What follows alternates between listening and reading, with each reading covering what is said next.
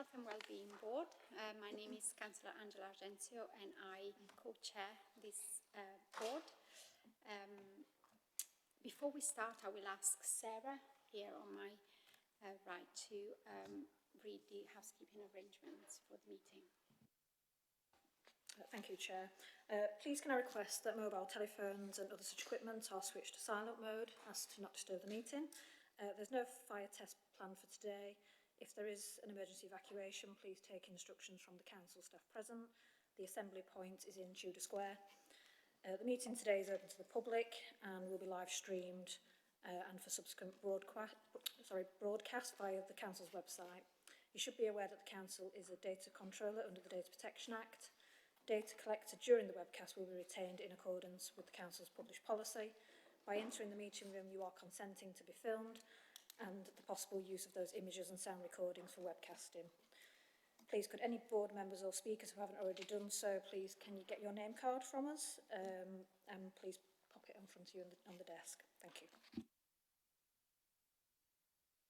Thank you. I will ask board members to introduce themselves. I will start on my left. Hi, Greg Fell, Director of Public Health. Douglas Johnson, Chair of Housing. Zach Murray, Medical Director for Sheffield within the ICB and Co-Chair.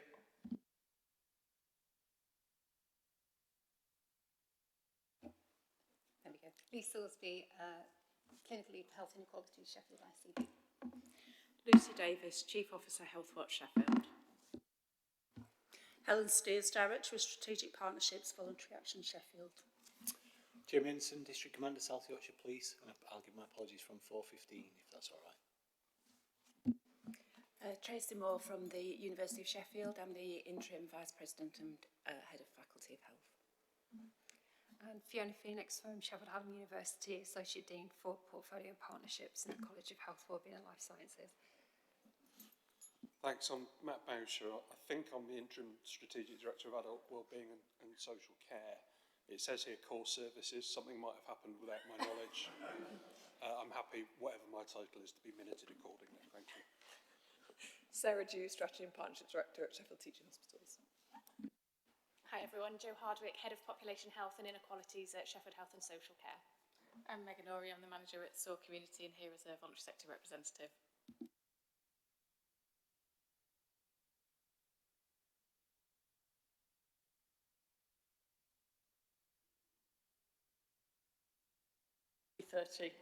Oh, I knew there was something wrong. Hi everyone, Kate Martin, Exec Director at City Futures.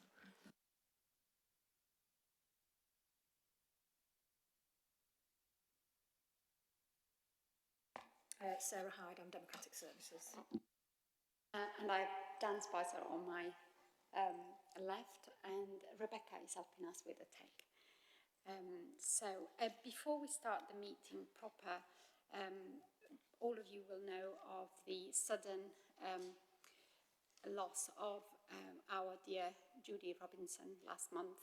So as it is customary at Council, I want to suggest that we have a minute silent and stand for a minute, and then we can have some tributes at the end of the meeting for people that want to pay tribute to her life. Thank you. If you can you stand, please?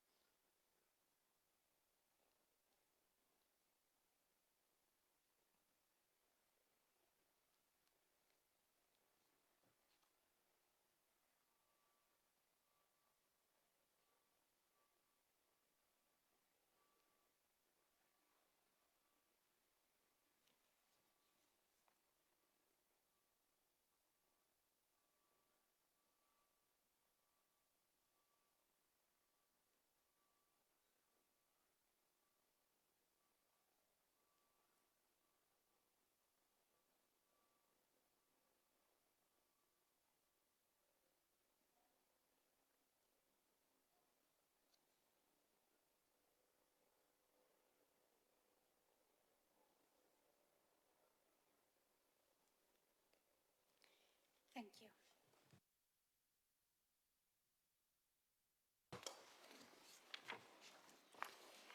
So item 1 on the agenda is apologies for absence.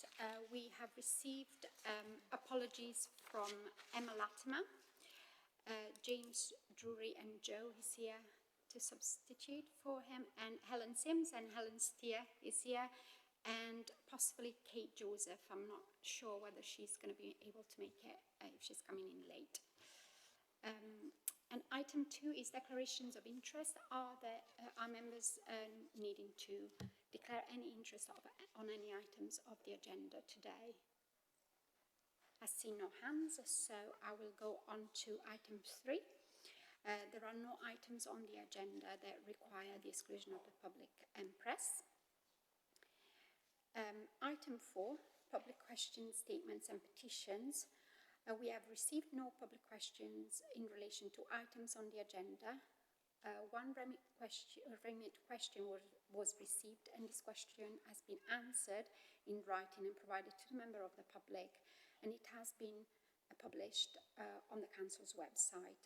No supplementary questions in relation to the remit question has been received, and we will include the question with the answer in the minutes of today's meeting.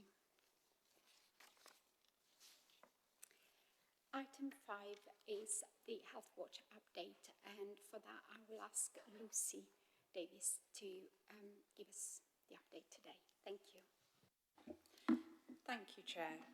So I'm going to stick with Judy's approach of picking up 3 things, and these 3 things are taken from our most recent briefing, which was published just yesterday, so it's hot off the press.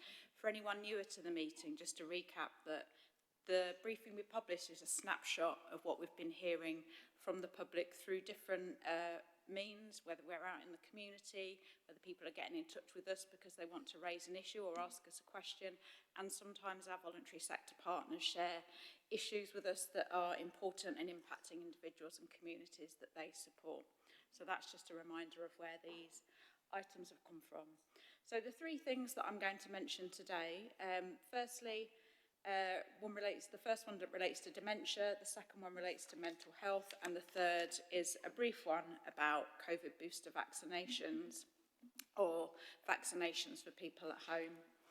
In terms of dementia care, I think we're probably all familiar with and know about the long waits for memory services in the city, but we have heard from people about the impact that has had on them and some of their concerns around being delayed in starting medication that might help them, and also feedback from the carers of people who are newly diagnosed about the way that they receive support and information in that moment.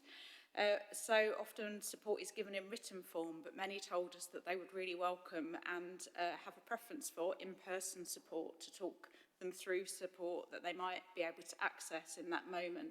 And related to that, people expressed that they would welcome the opportunity to access the Admiral nurses. So we're aware that there are set criteria for that support, but it's something that there is an appetite for in terms of being able to access. Secondly, mental health. It's a familiar story that people come to us and describe difficulties accessing the mental health service they need, and particularly the situation they might find themselves in being passed between services, being assessed a number of times without feeling that they are offered the support that they need. I wanted to pick out particularly the feedback we've had in the last few months around the NHS 111 option 2, which is a relatively new way for people to access urgent help for their mental health. And for some people, this seems to have added in an extra step in that loop of just being passed from pillar to post. One quote we had was, "The crisis team didn't assess me, they passed me on to NHS 111. NHS 111 didn't assess me, they passed me back to my GP." So that was the mental health item. And finally, we had feedback from a few people about difficulties getting their spring COVID booster, and this related to people who were housebound and not able to go out to access services at their GP. They found it hard to get good information about what their options were. They weren't able to get a clear answer from their GP surgery, who advised them to contact 119, but they were still unable to get help through that route. and didn't know where to turn. I think, again, it's a bit of a familiar theme for people that are housebound and find it particularly difficult to access a range of services, including those that other people might access through primary care. Those are the items. Thank you. Thank you. Do we have any questions or comments? Meredith? I just think that it's probably worth at this point just, I suppose I'm not quite sure at which point to raise this, but we've had the Ofsted CQC inspection report published on Tuesday, and obviously that is talking about waiting times for children and the issues around education, health and care plans, which we need to ensure that we are addressing, but that also comes from both parental and children's surveys, and I think it's really important that as Healthwatch working with Parent Care Reform, we have that focus and that challenge built in, looking at the perspective of the health picture for our children and young people, and being one of the key partners in the local area partnership, Parent Care Reform are very much part of that, but I do think we need to recognise that within this meeting because it is a substantial document, report, inspection of what we are not doing well for our children and young people now. Lee? Yes, I realise I should possibly know the answer to this question, but just picking up those three topics that you've got, rather than addressing them now, because they're all vitally important. I'm just wondering, where does that information go? Because the information you've got could change the way, for example, that the memory service works in terms of sharing information. What would does it go elsewhere and not just to this meeting?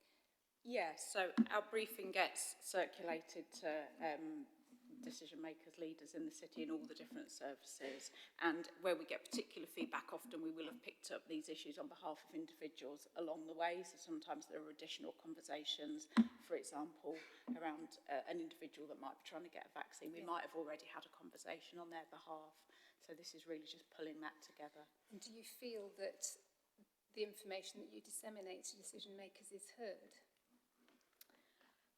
So we've done some work over the last year to try and build into the briefing cycle an opportunity for trusts to respond. So we have a little section at the back of the briefing which kind of summarises what we've been told in response to the previous briefing. That's not always easy, and sometimes there aren't clear answers or clear actions, and we understand that it's not always a straightforward process. There's more work to be done, I'd say, in terms of that process to kind of make sure that it's fed through and that there's a feedback loop to the public, because that's ultimately who we're accountable to and why we're gathering this information. Because it's not just for the trust as well, it is for primary care, isn't it? Yes. So that's a harder route. Conversation outside this room to that's take a harder that route. Yeah. Let's do that. Thank you. I've Greg and then Joe. Thanks, Chair. Just a quick one. It builds on Lee's point and your answer. I was going to talk about the feedback loop and one of the asks of the board as a collective might be to ensure that there's a really, really strong and very clear expectation that when you pick up an issue about memory clinics or COVID boosters or whatever the topic of the day is, that statutory providers or statutory services are required, maybe with a small or a big R, to address through feedback loop, because it's not okay that you just have to keep chipping away at it. Joe? Thanks. It was really along the same themes as Lee and Greg, and it was more like, what support can we offer you to be able to make more of it, as opposed to it just be, here's our statement back to you and you feed that back, that we actually look at it more, do something about it. So I guess if maybe we can have conversations outside of this, if that would be helpful. I know it goes back to our organisation anyway, but it feels like there could be more that we can do to, yeah. Thank you. Can I make a suggestion? Because I think it's really important to have, because it might be something simple that can be done for some of these things, really kind of, it might be more complicated, for primary care, for example, because it's so vast, isn't it? And but could we have something in the minutes that go out to ask our partners to look at these questions that have come up and start thinking how we can work together to resolve this. So I'm assuming, for example, that the first point, the dementia one, is probably the information is given in writing, because when you've just received a diagnosis, it's really easy to forget what people tell you, but maybe we can do both. We can give people who ask for, and then give them something in writing as well, so if they need to go back to it, they've got it there.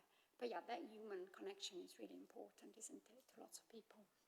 But I think it would be good too, if some of the stuff can be resolved, you know, by just looking at it together rather than in isolation, then maybe if we put it in the minutes and we send the message that said that could be an action from in next meeting, from our minutes. Does that make any sense? Lucy, did you want to? Yeah, that does make sense. I think definitely an action to make sure we've really nailed down the feedback loop would be really helpful. I suppose just in terms of some of the individual items, I absolutely get that they're very specific things. I think there are just general principles to hold on to, like as you've highlighted, the human connection, as well as written information, are themes that run across every aspect of our work. But yeah, thank you. I think that's helpful. Douglas. I'm just thinking about the common theme here about referrals. And my background's in advice services, where there's lots of issues about referrals. And we also had to have actual referral policies, and we distinguish between referrals and signposting. But, I mean, there's nothing new here. We all know that services fail because people fall down the gaps between good services. And I'm just wondering, does everyone in organisations here have their own referral policies, their own referral mechanisms, and how streamlined do we think they are? And I'm just wondering off the top of my head whether we should be working towards much more common referral policies and just practices. So some stuff about, if you make a referral, in what circumstances do you have a duty to follow up with the person and check that it actually happened? Given that we always know there's a lot of people who tail off, and you can talk about the referral dropout rate. Do we have any sort of commonality here, or should we be working towards it as a system, as more and more people are working together? Should we have some shared understanding of what the standards should be? Just throwing that as a question. I could see lots of frowns in the room, so I'm assuming that we don't. Maybe it's something we can... to scare people then. So maybe we'll think about it. I don't know how practical it is, to be honest. It's and with all the changes that we have to deal with at the moment, I think. But yeah, let's reflect on it and put it as something to look at, maybe in a few months. Yeah, people happy. So I am going to go to the recommendation is just to note the update from Healthwatch, and thank you so much, Lucy, for the report. So we're moving on to item 6, which is a Sheffield City Council Community Strategy. And Greg and Tom are presenting. Sorry to break it to board members, but you'll hear a lot of me today. So Tom and I will start, but I'm kind of hoping Jonathan and Michael might come up and add something to this.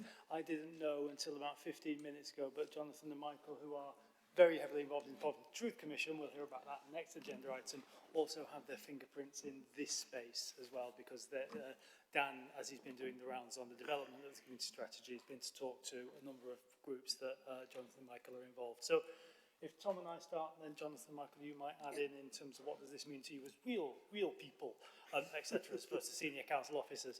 So it's a short paper and gives board a sort of a bit of a bringing up to speed. The council set out an intention to bring forward a community strategy.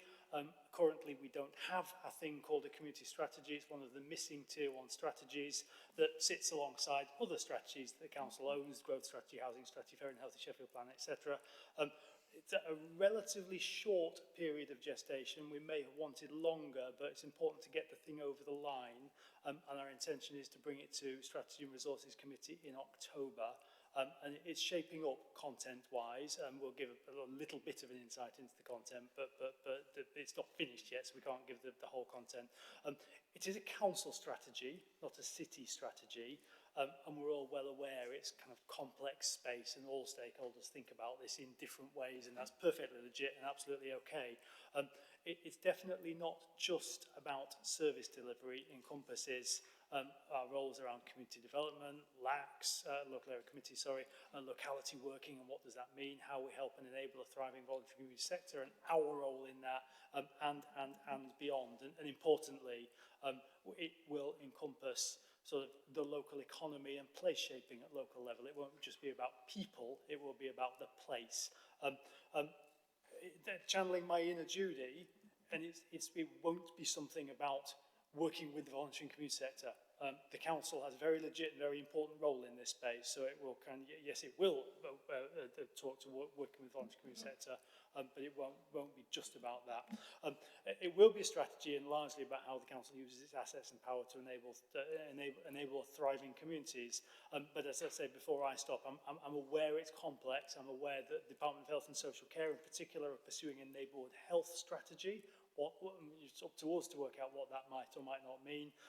Integrated NHS and care delivery, neighbourhood policing, many more things beyond, legitimately in the sort of the overlapping circles in the Venn diagram of a community strategy. But ultimately our intention is to finish the content over the summer and bring that to the Council Strategy and Resources Committee in October, and we will do that come hell or high water.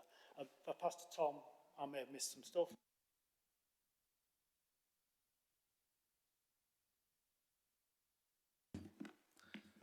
Thanks, Greg. Passing microphones around, just a second. No, so thanks, Greg. I wasn't necessarily going to go into a great deal more detail than that, other than I guess just to say the strategy itself is a high-level strategy. It's very much part of, in council overall governance terms, it's a tier 1 strategy. So it's designed to be a strategy that affects everything we do across the whole range of services we deliver, and in our relationships with outside of the council as well, and the way we will work with other people, including the voluntary community, faith and social enterprise sector. It will be a hopefully mercifully short document, but a powerful document, we're hoping, in terms of defining what we mean by communities, which in and of itself is not straightforward actually, because we often default to geography, and actually when we've gone out and started speaking to communities, yes, some communities feel they are in geography, other communities have no affinity at all to geography actually, communities of interest, communities of identity, and we need to reflect that in the way we work and the way we shape our services. It will have a high level set of principles which will shape the council's future approach in this space and will hold us to account to those principles going forward. And importantly, because we want this to set the tone in terms of the council, but we also want to do some stuff off the back of it, we will identify a small number of areas that are our first places we will start with this work. In particular, at the moment, and as Greg said, it's still in development, we're still working with the sector and others to finalise it, but at the minute we're shaping up maybe around 4 things. One very specifically around community engagement and us changing how we do that and doing it much more effectively, taking account of all the good practice across the city that already takes place, but embedding it and making it more consistent. Strengthening and changing our relationship with voluntary community, faith and social enterprise sector. So that's partly about how we work culturally, but it's also about how we commission, how we co-produce, how we actually genuinely all come up with solutions we think have, the best effect. There's clearly a piece of work around the role of local area committees, and what they shape up like in future. We have them. There's probably some debate about whether they are yet doing what we designed them to do in the first place, and we need to think about what we need them to do going forward. And then kind of link to that a piece of work about how we coordinate our services around communities, how we deliver around communities, how we deliver with our partners around communities. And clearly that links in with a lot of the work Greg has described. The health we're already looking at, neighbourhood policing and other things. So we're really keen, when we get into the detail of that, for that to be a very co-produced piece of work, and for us not to be predetermined in that, but that the principle there is that will be an early piece of work. So that's probably all I was going to say, Greg, if that's okay. And then...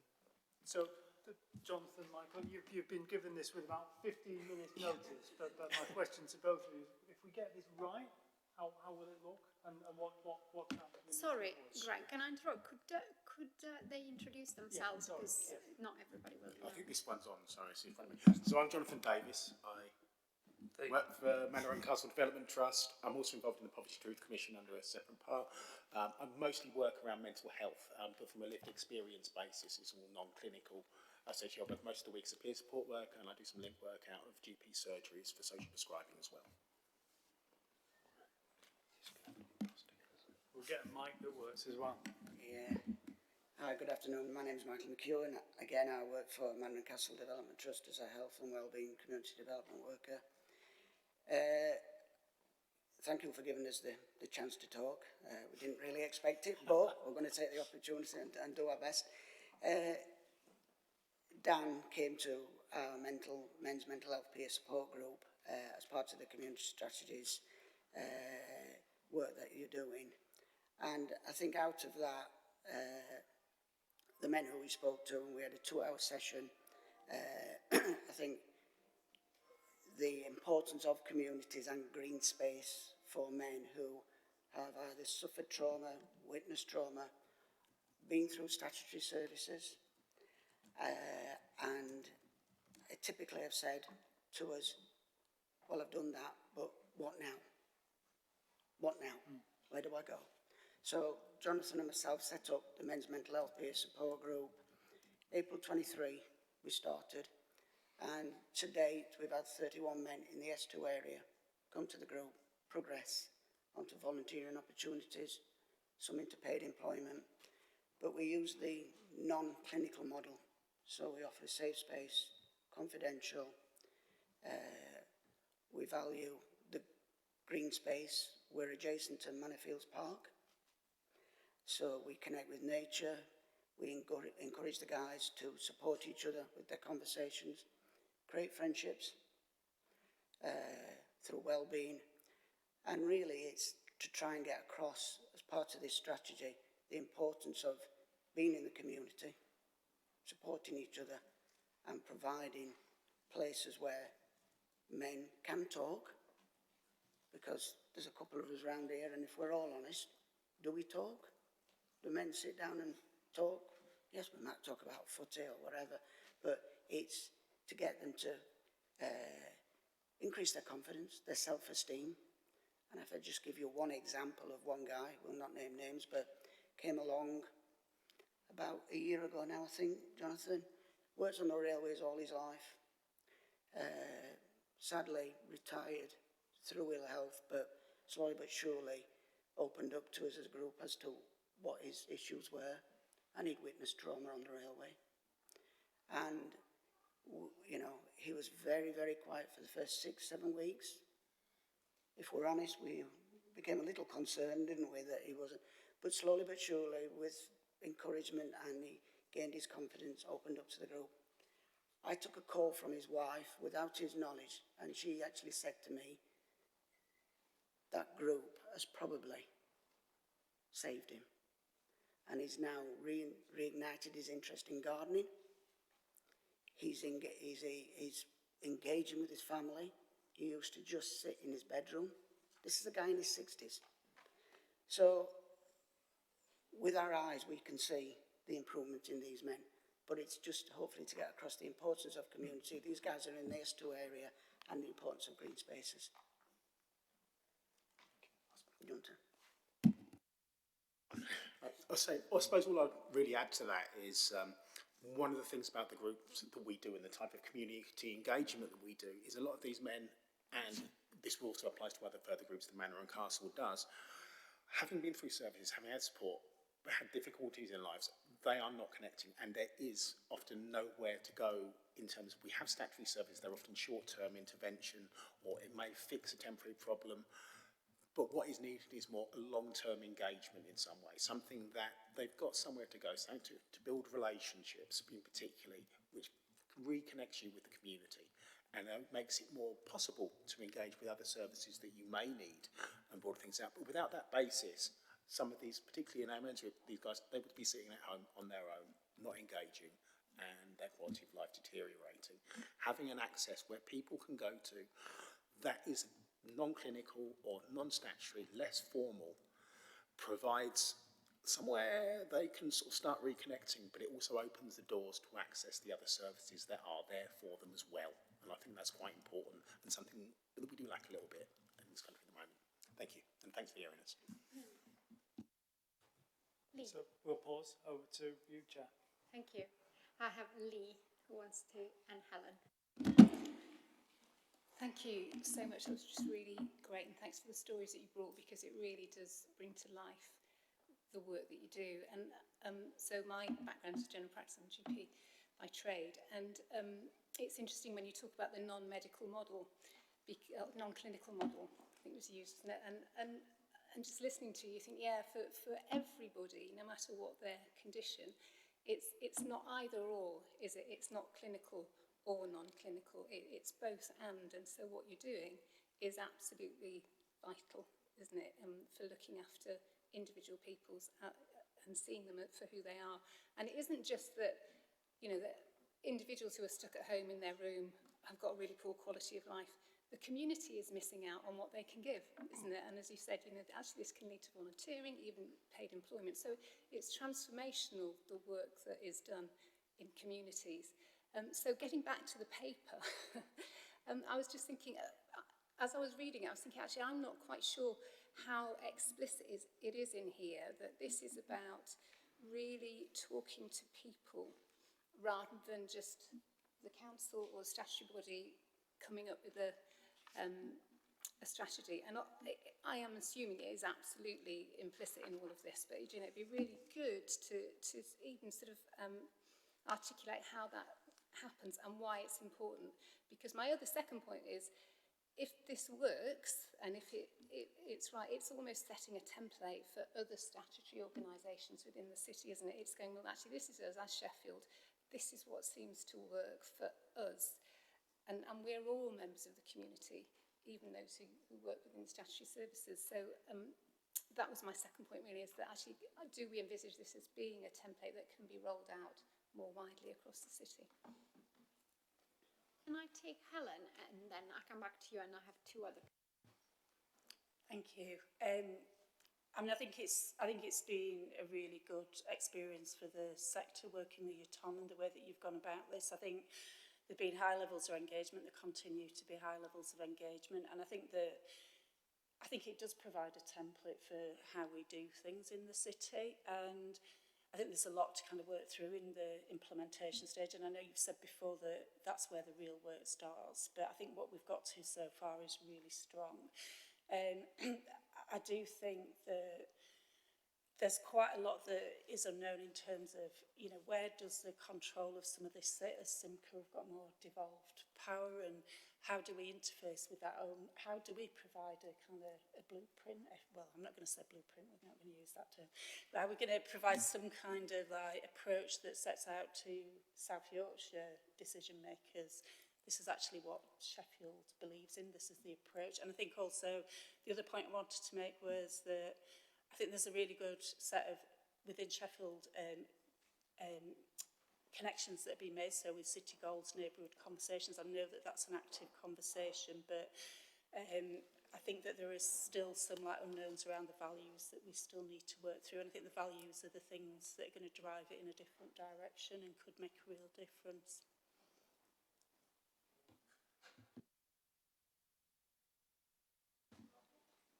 Thanks, Helen. So I'll go backwards if that's okay. Maybe just the way my brain works.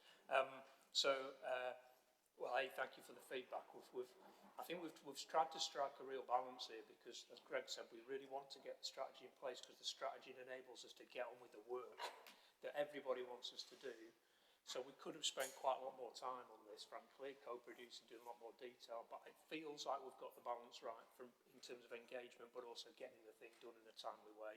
And the commitment there as we move into the more practical stuff is to, frankly, up the engagement even further. It's been really interesting, and some of the work that Dan's been involved in and these guys have been involved in actually has been some of the most useful bits of this engagement. So we've done loads of engagement with organisations, loads of engagement with members and officers, but we've probably done a handful, Dan, I can't remember what, 7 sessions with, detailed sessions with particular groups across the city, and we've still got a few more to do. And the how many? 18. Oh, there you go. Sorry, I'm underestimating massively, so a lot more. And those qualitative kind of conversations that are coming out of that in terms of lived experience are the things that are really starting to shape this. And then probably going back into what Lee was just saying, the biggest challenge for us in writing this thing, frankly, is language and articulating ourselves in the right way that reflects all of the conversation we're having cross-sector. And we've had our first few reference groups so far. You know, we all know you can't write a document by committee, frankly, but we are trying to get a cross-sector group of people in a room to really talk about the language we want to use in this document so that it does hopefully articulate things in that way. So then what you've got in front of you is very much a kind of almost like a committee report. We are really hopeful that the strategy just doesn't feel like that at all, but it feels very Sheffield, very grounded in place, and really genuinely reflects some of the things that these guys are saying. Just to briefly add, categorically, it's definitely not a bunch of council officers sat in the room. There's a whole bunch of out there. It may not come across in the paper, but just absolutely categorical about that one. Maybe a template for sharing. Other strategies are broadly used a similar template, but yeah, there's a good template there. And at the heart, some of this is about the council using its assets to give power. That's the whole, underneath the very term, empowerment is giving power. So, and that's at the heart of this. So, and that's what many authorities are doing, and I think we're pushing in that space too. Dan just wants to add some. Yeah, I just think in the context of what we're doing, we've had this ongoing conversation now. Is this a city community strategy or is it a council one? I think we're very definitely in the place that this is a council document. I don't think, given the amount of time we have to pull this together, I don't think we're pretending we can write something that's genuinely pulled together with everyone in the city. I think probably what we see it as, rather than a template, it's something that's going to set out very clearly how is the council going to work in this space, and almost be like an opportunity, an invitation to the rest of the city to say, this is how we're going to work, and then we can have an ongoing conversation about how that develops as a shared approach. Thank you. I will take Fiona and Sarah, and I'm going to draw it to a close, if that is okay. Yeah, so it's just to say that Sheffield Hallam, obviously we've got the Centre for Regional Economic and Social Research, which I'm sure you're already linked into, but when it's appropriate, then we're keen to have involvement and to support, and I can link you in with relevant colleagues as and when you're ready. Okay. It's probably just worth briefly saying that that offer is fantastic. We'll take you up on that. We have also been engaging with a number of people across city, including both universities, I think, so far on some of the data and through the city goals work as well, actually. So we're trying as much as we can to take the qualitative sort of information from the city and place that against the evidence base as well at the same time. So yeah, thank you for the offer. We'll take that up. Great.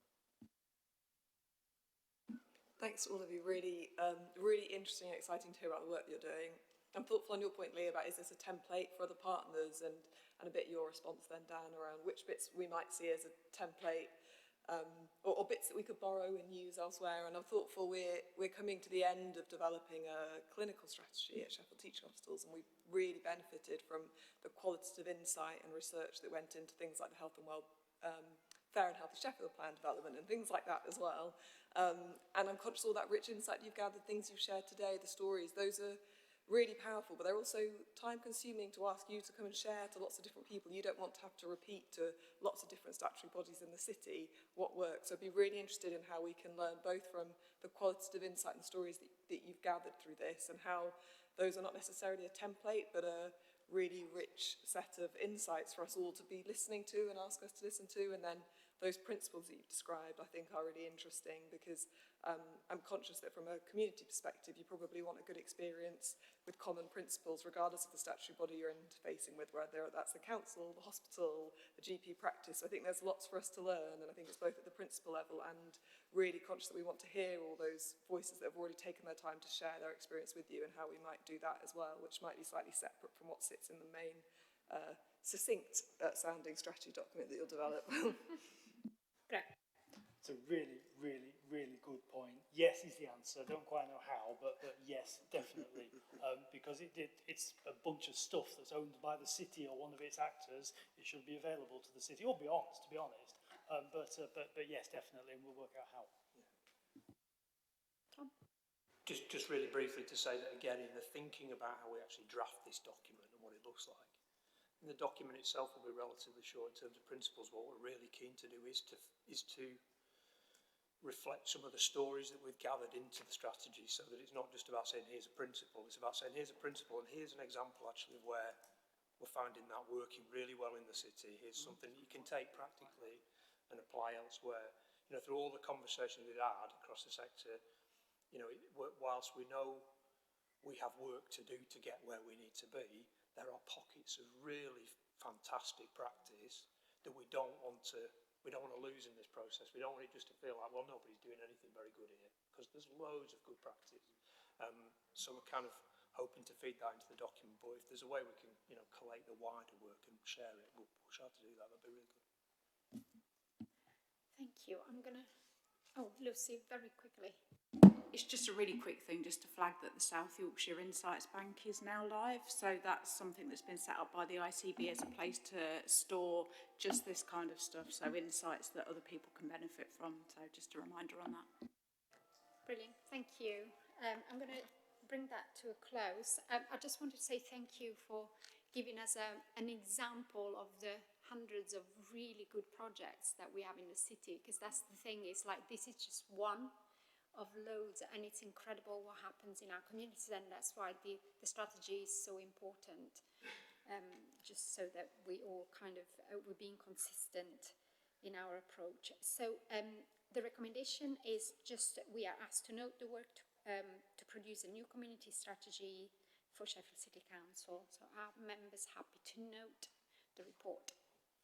Thank you. Thank you so much, Tom and guests. And we are on to item 7, tackling poverty. Thank you, Michael. You're welcome. Jonathan's staying, I think.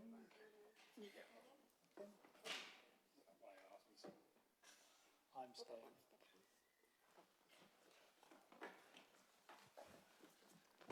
Take it away. Should we do intros? You know me. Jonathan, you know Jonathan. Different hat. So I'm also for the Poverty Truth Commission, one of the community commissioners. Hi everybody, Helen Watson. I'm an acting public health consultant in the public health team at the council. Ryan Wildman, part of the Poverty Truth Commission. And I think you've introduced. So I'm starting. So this is an update to the board on the Taking Action on Poverty Summit that you yourselves as the board hosted back in March, following the publication of Greg's 2024 DPH report on ending poverty together. Greg's report is really clear that we need to believe it's possible to create a future Sheffield where everyone has the resources that they need to live fulfilled and healthy lives, that we need to refuse to accept things as they are, and we need to work together with energy to create a different future, building on our learning and drawing on shared principles.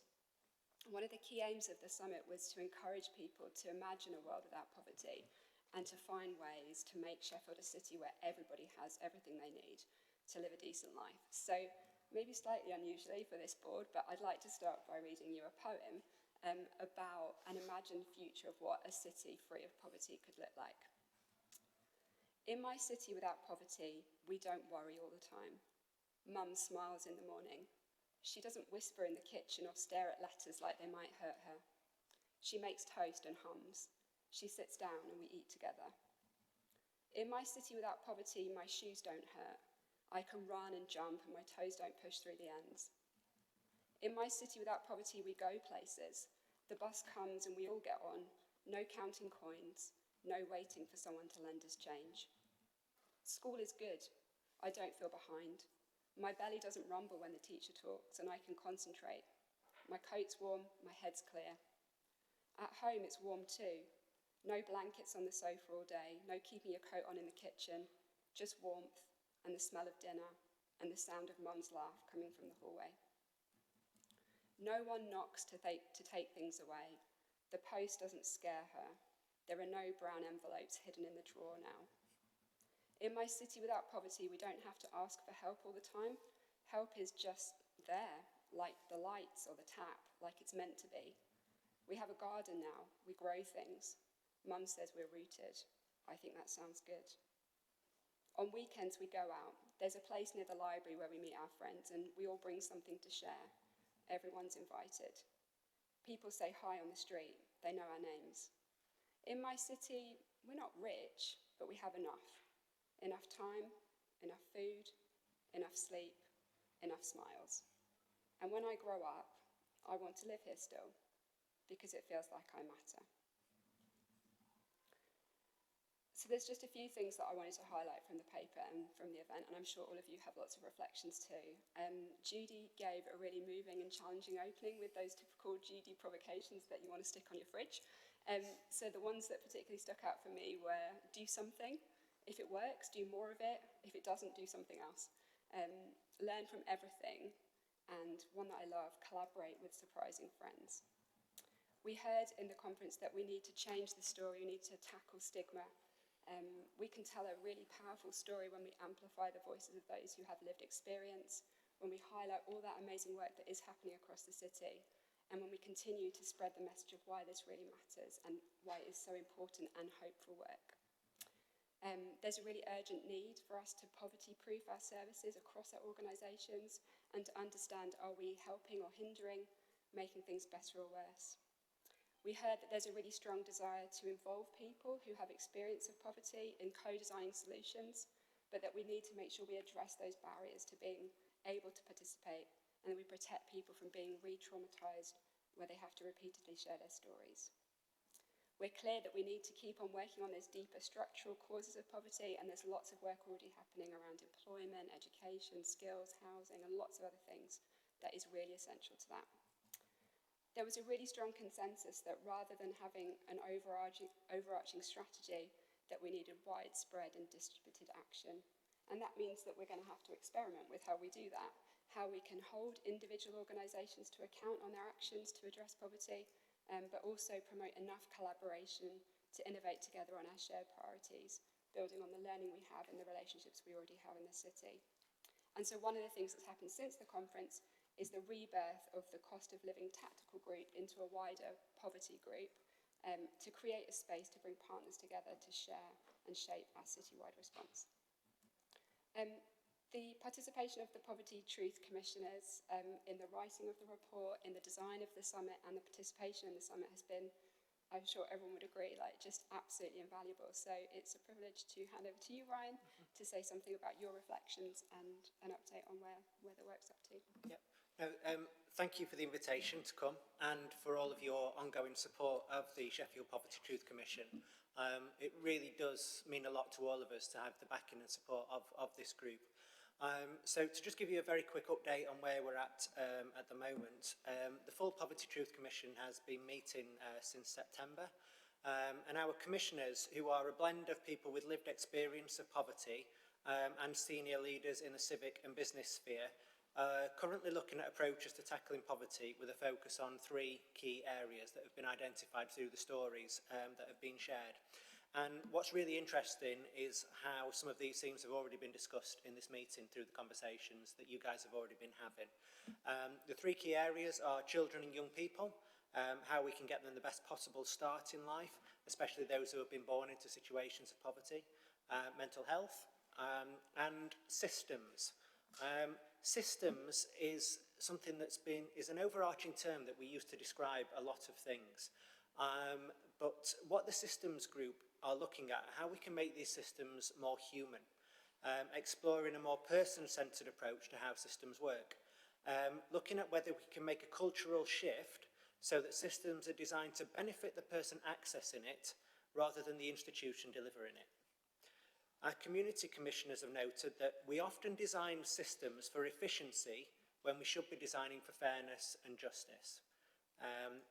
And current ideas under exploration include reducing the need for the repeated retelling of traumatic experiences across different services, enhancing training and support for frontline staff so that they can respond with compassion and trauma awareness, and something that's been developed through the National Poverty Truth Network is what's been called the Brown Envelope Code, which is designed to foster clearer, less distressing communication about bills, debts, benefits and public services. And there's 5 key pillars of this code are keep it kind, keep it accurate and transparent, keep it simple, keep it realistic, and let's keep talking. The hope with this is that this code could become common practice for many of the institutions that are around this room, in our city, and how we can adopt this practice and culture in order to make sure that these experiences are less traumatic than they currently are for people. The second working group, again, is around mental health, and they've identified 5 key areas that they want to explore together. Developing communities that are therapeutic and supporting. A mantra of one of our commissioners that he just keeps going on about is that everyone needs someone to talk to. And how can we create a city where that is the case for everyone? They're also looking at the issue of over-medicalising and where therapeutic practices might be more suited to an individual's circumstances. Again, it keeps coming out, but a more person-centred approach to mental health care. This is a theme that keeps coming through a lot of our discussions, and our group has been made aware of the Gleedless and Healy Neighbourhood Mental Health Project, a one-stop shop for mental health support. Looking at how that works, they're going to go and have a look at how that works, what makes it work really well, things that can be learnt that might be able to be replicated and upscaled across the city. Some of our business commissioners are starting to explore tackling assumptions around mental health in the workplace, exploring examples of good practice in business, and they've used the term a 4-pronged approach of dealing with stigma, countering judgment, flexibility of hours, and curiosity regarding skills and how they are presented. There's a couple of other areas which have come out of conversations, mental health and homelessness. One of our commissioners is involved in the Homewards project, and they're exploring how our work and their work might join up together at some point in the future. And young carers, or carers just generally, is a subject that's come out of the conversation. Not an area that they've fully come to terms with what that might look like, but one of our commissioners has a very strong and powerful story around her experience as a young carer, and they're trying to explore how they can make the most of her story for the benefit of other people. Which brings us on to our final theme, which is children and young people. This group particularly is looking at both ends of childhood, so the early years experience, how we can get the best possible start for our young people in life so that they're set up in the best possible way, but also looking at post-16 as well, and how some of those young people who may not have had the best possible start in life, but there's interventions that can be put in place in order to, as has been termed, hack the system almost, so that they can things might not have been great for them at the start, but can we point them in the right direction going forward? And again, we're aware that there's a lot of good practice going on in these areas across the city, and this group is in the process of meeting with a lot of people and organisations who work in low-income communities to hear from them and the people who access their services to find out what they do, how it works, and see what we can learn from them. Again, particularly looking for ideas that might be able to be replicated and upscaled. One of the organisations we're working particularly closely with is Save the Children, and looking to learn from the work that they've been doing in Shire Green, and whether there's possibility for upscaling that in other parts of the city. Each working group is also starting to explore the possibility of embedding these ideas. The Commission will come to an end later this year, but the outcomes will need to outlast well beyond the life of this Commission. So it isn't just a nice experience with interesting conversations and powerful stories shared, looking at who we need to partner with, who we need to join in with, who we can, so that these ideas can be taken forward and built on in the future. None of this is simple or straightforward, and we might not be able to achieve everything that is being discussed, but equally, not all of it requires massive policy change or a huge amount of resource in order to make it happen. Some of it just requires a culture shift to change how we do things, but probably more importantly, a conversation around why we do certain things the way that we do. The key thing with a lot of this is that we often just don't know what we don't know, simply because no one has pointed it out to us. And one of the real benefits of this Commission and the real joys of the process is that we've all had our eyes opened to things that we weren't aware of because we didn't have a certain lived experience. And we've been challenged to think differently by people who have a different life experience to us. So thank you for listening, and thank you for your ongoing support for what we're doing. Thank you. Do I have any questions or Jamie? Then Helen. The Children's Safeguarding Partnership Board, and a lot of the work that is ongoing in some of the theme groups would be obviously really important if we were co-producing that work. Certainly we've just realigned our priorities, and mental health and wellbeing and neglect are two of our priorities going forward for the next 2 years, and there's some significant crossover there. And it's, if you want to have a chat afterwards and make some introductions, but there are lots of working groups, theme groups, I'm sure that resource already exists, we just need to tap into it. Yeah, so the Chief Constable of the South Yorkshire Police is actually one of our commissioners, so it may be that we can each have a joined up conversation around that one. So yeah, I definitely appreciate that. So yeah, thank you. Thanks. Thank you for that. That was it's really nice to hear Judy's words played back as well, because I know that she was really strong in this area, and I think that this again, it's another great piece of work. I think that just in developing understanding of what good looks like and where there is practice, there's lots of it. I know you've already got good connections with Pam Daniel and other people who are involved in this work, but if there's anything that we can do in VAS to further sort of connect into some of the practice that really does kind of illustrate and highlight what good looks like, then I'm really happy to do that. I will say that we need to give this time, and the mental health hub is a really good example. The working leadless, that it's got very sort of limited time frame around it, which makes it really challenging. And I think in looking at practice, we need to sort of bear in mind that this is like decades of deprivation, and kind of deprivation bearing down on a whole range of different issues. So we need to be looking at giving things time, and that also just understanding where people's entry point is in anything that we do, because it's not enough to just kind of say we're going to do something and put money into it. It takes a long time for people to build up trust and to connect with that. So I think people are not always receptive to what the city wants to do, and we need to kind of understand that. And I think that's in the sort of like values and principles of how we work that's really important in the what we do going forward. Thank you. I'm going to take Douglas and Megan. Yeah, okay, thanks. I've got 3 thoughts going around my head. First of all, that poem was really beautiful, and I wasn't sure if you said who wrote that. They certainly deserve a lot of credit. I mean, it would be good to get that out somewhere. It's actually really beautifully put together. And before we get on to Judy's words of do something, and then if it works, do more, or something different. The other thing I hadn't come across before was the brown envelope code, so thanks for flagging that up, Ryan. Just Googled it. I mean, it is a thing. Says you can download it. Maybe we should do that. I mean, that's actually really, I'm really interested to see where that goes, because it's, of course, letters traditionally, of course, now emails are, that often that interface between statutory services and everyone else. So, really important there. I was actually wondering how that would apply to, you mentioned debt letters in here too, and the fact that the entire debt collection industry relies on the fear and intimidation that comes in letters, and if they started actually representing the facts of the situation, people would just stop paying their debts, and their entire industry would collapse. Maybe that'd be a good thing, that's great, I'm not sure they'll completely sign up to it for that reason, but I would be interested to see that pushed a bit more. I mean, it makes a massive difference when people aren't afraid of things.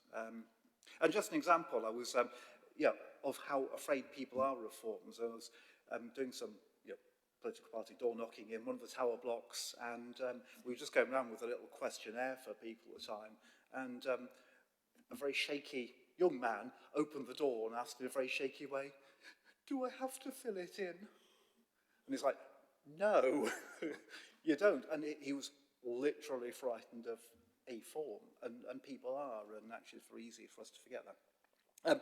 Third thing, so I'm going a bit of a tangent here. I know you mentioned the Gleadys Valley Mental Health Hub. It's attracted a certain amount of controversy, and I just wanted people to be aware of that. And I think the difficulty with it is, and please check these facts, because it's not something I'm close to directly.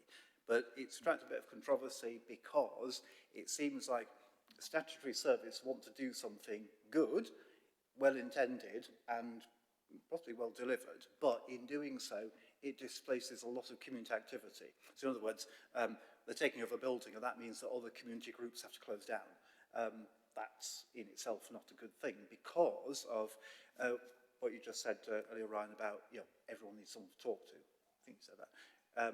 And the real difficulty, I mean, one of the best ways out of poverty is when people get together in poor areas and talk to each other and just do stuff, and they're instantly less isolated, and that's a key. And it's this is really linking back to the community strategy about how statutory services relate to what people are really doing in communities, organising themselves without permission from any of us. And I think that needs empowering. So I just want to sort of flag that up. Maybe some questions to ask anyone who does go down and visit the mental health hub in Gleadis Valley and say, what's been lost in order to enable this, and can we protect that?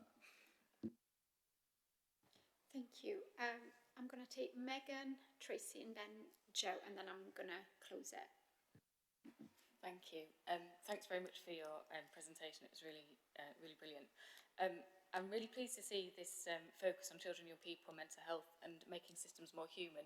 I'm also really interested in the interconnection between the three, because certainly our family welfare coach team at SOAR is growing, and the cases that they work with when they're taking a whole family approach involve often poverty, mental health, non-attendance at school, and a variety of other issues for children and young people. And poverty is a massive part of that, but also the number of services involved in working with that family can often be significant. And a lot of what my team are involved in, I suppose, is bringing some of those professionals together so that retelling of the story doesn't have to keep happening, and we can team around families and team around people in a kind of productive way. And we found that to be really useful, a really useful approach. I think just it's great to have those three areas, but being mindful of the interconnectedness of them and not operating as silos. It's less of a question and more of a comment, sorry. Thanks, Megan. Tracy. Thank you. I just thought that was really powerful, and thank you. That was such a great presentation. I just wanted to go to the part around systems and that cultural change, so that systems are there to assist the people accessing them, not necessarily the people that are developing them. And I think that's absolutely the right way it should be. But I was on a task and finish group with the ICB, Sheffield ICB, looking around at Wellbeing. And that was actually looking at line managers supporting staff through physical health, mental health, financial health, etc. And it was kind of playing to that, really, that people really find it difficult. Line managers find it really difficult to navigate systems to support the staff that they support. And so it was to put a toolkit together to enable that to happen in an easier way. Now, and that was actually organisations from all across the city. It wasn't just in healthcare. But sadly, because of the challenges that the ICB are going through now, that's just got stopped. And it just feels like that was such an incredible piece of work to just not go anywhere. So I just kind of wanted to raise that. Thanks. Jo. Thank you. Yeah, it's really nice to hear. And it's kind of lit a fire in me, actually, just listening to that. And it's something that's on my radar anyway in work that I'm doing. But yeah, I just want to sort of thank you for that. It's really kind of refocused my priorities a little bit, I think. And I guess I wanted to come back to you on the Gleadless and Healy. I'm not closely linked to it, but I guess I'm concerned to hear those comments and surprised, and just to know, I want to take that back and sort of look into that, because I would be really surprised if that's the case, and I hope it isn't. But yeah, I'll take that back to the organisation and see if I can do some digging on that. Thanks. Can I just respond briefly? I'll just say thanks very much for that. Can we link up afterwards? Maybe I can put in touch with people who are closely involved. Thanks. Thank you. So there's quite a few asks. So the asks may actually focus you in your own organisations. There are 6. The first one is to know this is a long-term journey, and we have much more to do within and across our organisations and sectors. Number 2, identify the lead for poverty within each member organisation. Number 3, explore how your current ways of working are making poverty better or worse, and how to address this. 4, make a collective commitment to listen to people with lived experience of poverty when designing and delivering services. 5, work together to take action on shared priorities to end poverty. And finally, number 6, request a report later in the year at the conclusion of the Poverty Truth Commission that includes the role the board can play in responding to the recommendations. So are members happy with those recommendations and prepared to take them back to their organisations and do something about it, more importantly? That's great. Thank you. And thank you so much for the presentation. We are now on to item 8, Fair and Healthy Sheffield Plan, update and metrics that matter. You'll be pleased to know I've nearly finished for the day. That's brilliant, thank you.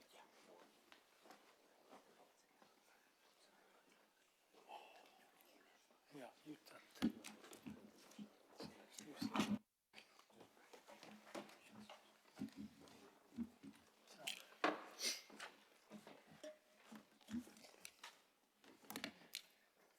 So 4 of us, you know me, you know Helen. I'm Debs Grayson. I work for Opus and working on the City Goals metrics. Chris Gibbons from the Public Health Team of the Council. So I'll briefly start. I'll hand over to Helen, and then I'll hand over to Chris and then Debs. So we'll start with the Fair and Healthy Sheffield Plan. It's a fairly short paper. About 9 months ago, you gave birth to a strategy. Well done. It's a 10-year strategy, and it is the health and wellbeing strategy for the city. In Sheffield, it's called Fair and Healthy Sheffield Plan. You know that. It's staged over a decade, and the paper gives an overview of some thoughts and methods on implementing and a review of the Joint Strategic Needs Assessment, aka a picture of health, and then some significant input on the metrics that matter within which part of the city goals. Quick thoughts from me. I'm now taking it as read that all members of the board have signed off the Fair and Healthy Sheffield Plan in the appropriate governance forum. I will do some follow-up by email and possibly tapping people on the shoulders, but I'm taking it as read that it's been to all of the relevant boards and governance groups. Hopefully, all stakeholders can identify your contributions to the building blocks and radical shifts. And at some point in the not too distant future, some combo of Helen or I will be asking you who's on point for that in each of your organisations. Some combo of Helen and me are on point in my organisation, so we've ticked that box ourselves. We will be reviewing our collective priorities at the November Health and Wellbeing Board development session, which hopefully is in people's diaries. And in time, we'll try and bring all of these together. One of the things that I've said at a previous board meeting, one of the things I'm trying to avoid is a set of individual organisational plans against the overall strategy, because just then you have to tie them all together. So what my strong preference is a city-wide set of plans, priorities and plans for each of the 8 building blocks and the radical shifts. Trying to avoid doing an enormous action plan that would be yay thick. We wouldn't write it, you wouldn't read it, but we do need to kind of have some public accountability on what as a city we are doing against this to tackle health inequalities. It's worth a look at the Greater London Authority Plan on Health Inequalities they've published about 2 or 3 weeks ago. It's quite good, actually. My team, we're trying to organise some stronger programme management office and infrastructure staffing, because we're not terribly well resourced in terms of the infrastructure staffing. And similarly, the paper alludes to a fellowship scheme, which is a proposal, not fully developed yet, leadership scheme to give us a bit more capacity. And Helen's going to kind of outline a little bit of that. We want to test you on that when we get to the discussion phase. Yeah, it feels a bit Dragon's Den-y, but the idea of a fellowship came out of a question of what more could you as the board do to create the conditions to implement the plan across the city, acknowledging that you need both action within your organisations, but also we need to create capacity and capability for action across our organisations as well, so that we can really be more than the sum of our parts. So the idea builds on the programme that we have had in the city before called Leading Sheffield, that was hosted by the Health and Care Partnership. That doesn't exist anymore. The idea is that you could sponsor a programme that would invest in staff, essentially, develop a cohort or an alliance of people from across the organisations. The proposal is perhaps 2 per organisation with funded places for members of the voluntary and community sector, and that cohort would undertake development together around what does it mean to lead in a system, how do we work together, how do we tackle these really difficult challenges, but also that they would form challenge groups in a similar way to the Leading Sheffield programme used to do, focused on priorities linked to the building blocks or the radical shifts. So we are creating capacity to take action together, to test out solutions, and to see if they work in the real world, as well as releasing people from the organisation to also have some capacity to do what does it mean in my organisation, how do we socialise this, how do we embed it, what more could be done there. So it would be sort of a within the organisation and across the organisation dual focus. So the ask, because we've identified some potential funding that would cover the programme for 2 years, the ask of member organisations would be nominating and releasing staff, so releasing staff time, 1 day a week for the length of the programme, which would be about a year.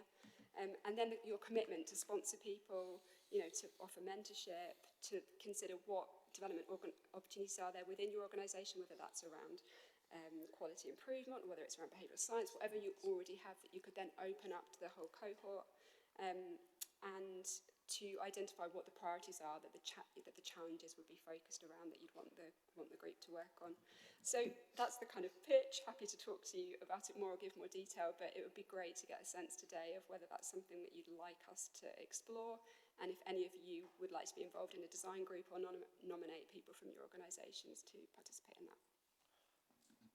Before we start, Chris and Debs, I think, Chris, you're going to start with the refreshing joint strategic needs assessment and then go on to metrics that matter. Yeah, so there will be an item coming to the board in September where Freya and Ian from my team will be doing a detailed breakdown of the update to the joint strategic needs assessment.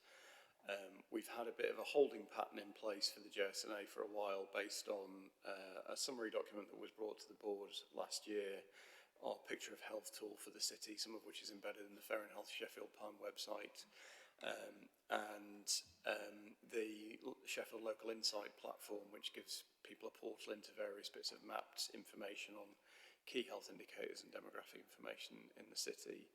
We're now proposing that we bring the JSNA together with the Fair and Health Sheffield plan and incorporate the JSNA into the methodology in which we start to measure progress against some of the strategic objectives of the Fair and Health Sheffield plan. Yeah, my team will be describing that process in more detail to you in September. Shall we start? So if you go on to the first, the next one. So I just talked you through, we put a number of things in the agenda pack and I just wanted to tell you what they were. So the first is this provocation and invitation paper. That's what we wrote for the working group, which Helen kindly joined. So it's a little bit out of date, but the useful thing about it is that it sort of describes the overall project. It also has brief descriptions of the other work streams which are sitting alongside metrics that matter for the development of the city goals. Those work streams are, there's one around neighbourhood conversations, one around next generations, so involvement of young people, one around creating a demonstrator and investment fund to distribute capital in new ways, and one is the Sheffield Stronger Together leadership group. So yeah, the provocation invitation paper. The second thing you've got is the gallery walk, which is a kind of simplified version talking through the different elements of the project. That's something that we created to share with the Sheffield Stronger Together leadership group, and that we also used in the festival of debate events that we ran in May and June. You also got our draft metrics that we used for our participatory workshops, which Chris will be talking about in a minute. And then there's the briefing, which, if you've read anything, I hope you read that, which was just trying to give an update to you all on where we've got to in terms of the different strands of the work, the workshops that we've run, and what our kind of timeline is next. So Chris is going to talk about a bit more about the metrics. Yeah, so I guess the purpose of the metrics is threefold. One, it's about measuring progress against the city goals over the next decade.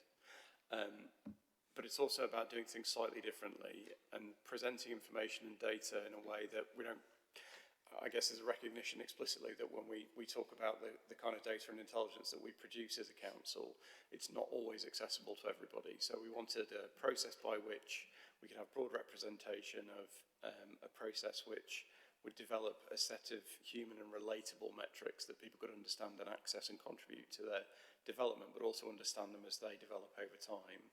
And it becomes a process of democratic engagement then with data at the heart of that.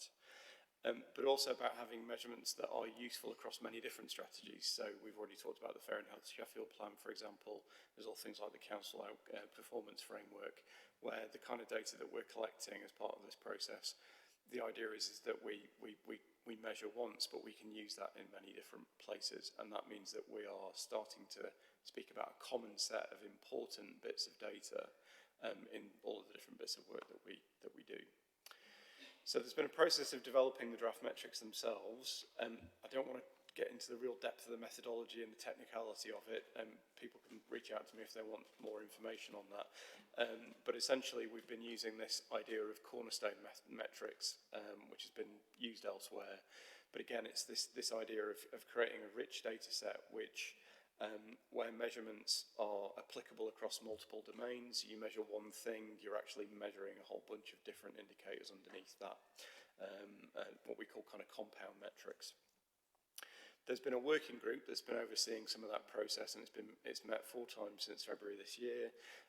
There are representatives from the council, from VAS, Tom French is part of the process, and others. And we came to this with a sort of set of criteria, that the metrics themselves would be relatable, would link to many of the city goals as possible, and they would be connecting to policy levers at the city level. There's been a series of workshops to explore the draft set of metrics, and we've tried to get a broad representation of different groups of interest in the city across that process. And essentially, those groups have been asked to look at individual metrics in detail and unpick what currently works in the city, what challenges there are, and postulate some solutions to those challenges. And that's been using a participatory technique called the Ketso Kit. So far, we've conducted workshops with Woodhouse Community Forum, the VCSE leaders, private sector groups, and SACMA, and also a sort of condensed version of the process was presented at the Sheffield Festival debate as well. Want to talk through some of those draft metrics now, where people have prioritised those. I'll hand back to Deb. Yeah, so you'll see on the second page of the briefing, you'll also have a copy of this table. It's obviously a bit far to see here, but in the different workshops, the first stage was getting people to look at the full set of metrics and pick their top 3. So we've got a kind of rough ranking. This is obviously, it's not a big sample size, and this was not a particularly scientific method. But what was interesting was to see that the top 5 were quite consistent across the different workshops. So there was something around decent housing, people managing long-term health conditions, community connection, united neighbourhoods, and fair pay. After this, there was more differentiation between the different workshops, but in the conversations, people did identify links between them. So, for example, in a more in-depth conversation about healthy habitats, actually where it came round to was something really important about air quality. Or in a conversation about united neighbourhoods, one of the big themes that came out of that was the lack of English language provision in their area. So it does feel like these are also just the kind of headlines, and the exact measures are still things that we're trying to refine. And partly that will be choosing so that we can try and encompass as many of the goals as possible.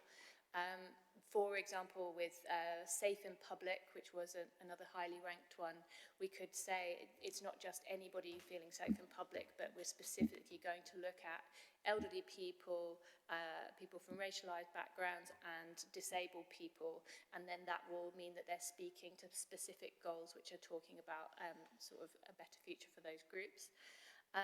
And yeah, we will need to include some metrics in there which were not particularly highly ranked in order to speak to some of the very specific goals which otherwise wouldn't be covered.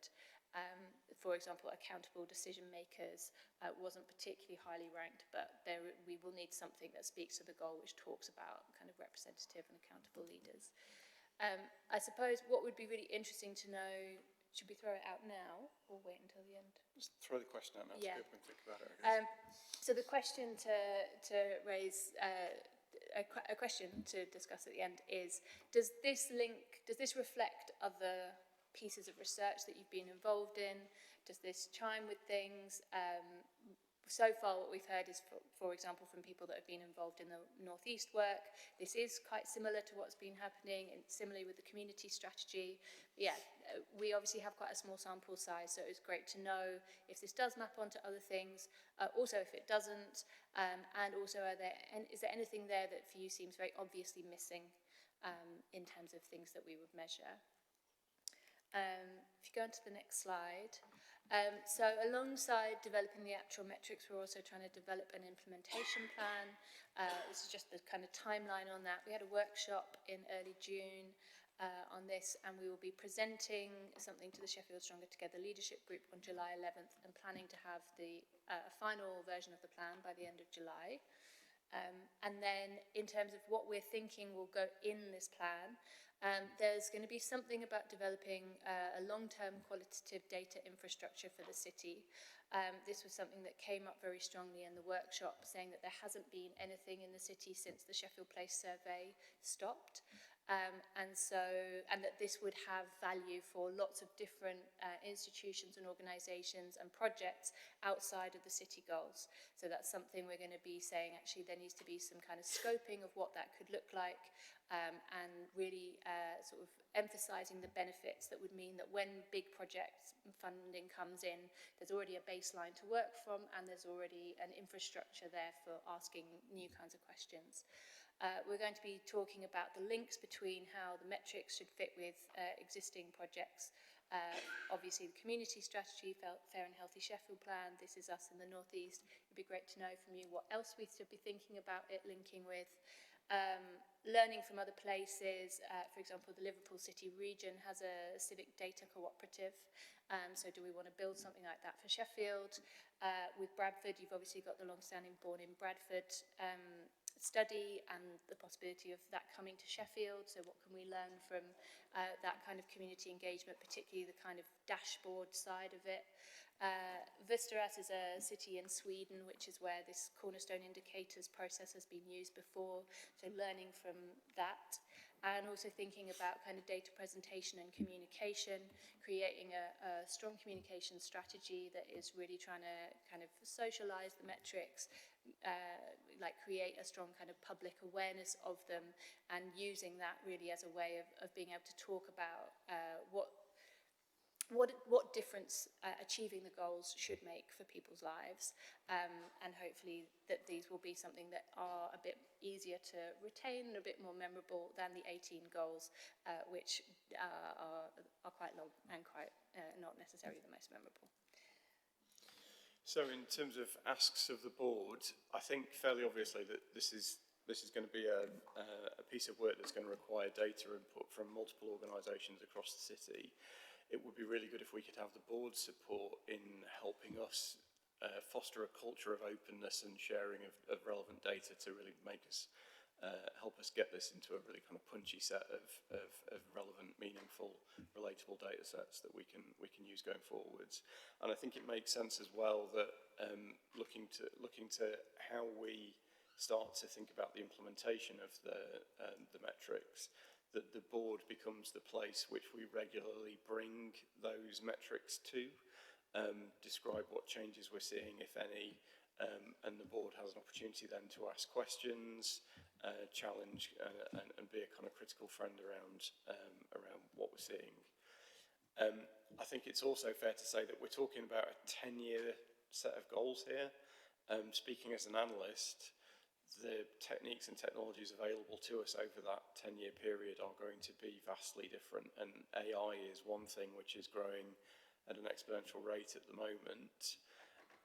I may well be coming to the board as a kind of ethical conscience about some of those technologies and making sure that the board agrees with how we might be approaching and using some of those technologies going forwards, so that we can be fully transparent about how we do that.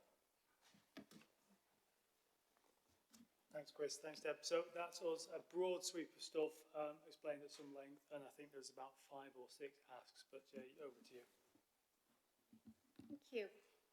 Are there any questions? Sarah, Lee, Megan, Douglas? Thank you. It feels like there's loads to go at in what you've just said, so I'm not even really sure where to begin. So a few thoughts from me, and maybe it sounds like this is the beginning of a conversation on all of those points. So really interested in the fellowship concept and the Dragon's Den pitch, so thank you, Helen, for that. I think one of my reflections on hearing you describe it was, one, how do we make sure we get the right skills and kind of system leverage points in that cohort for achieving the things that you've described? So both about being able to affect change within individual organisations, but also across the city. So I think keen to understand more about what your thinking is and think about who that skill set and their points in the system and what they need to be and what the mix is that we need. I'm thoughtful of, and then I'm also thoughtful of what's the right sequencing, so I can see a trade-off between a sort of drip feed of regular time versus intensive sort of sprints that we might say, actually, is it more effective both for those individuals, because it's actually a lot easier to be released for, say, a week or two where you do some really intensive work together,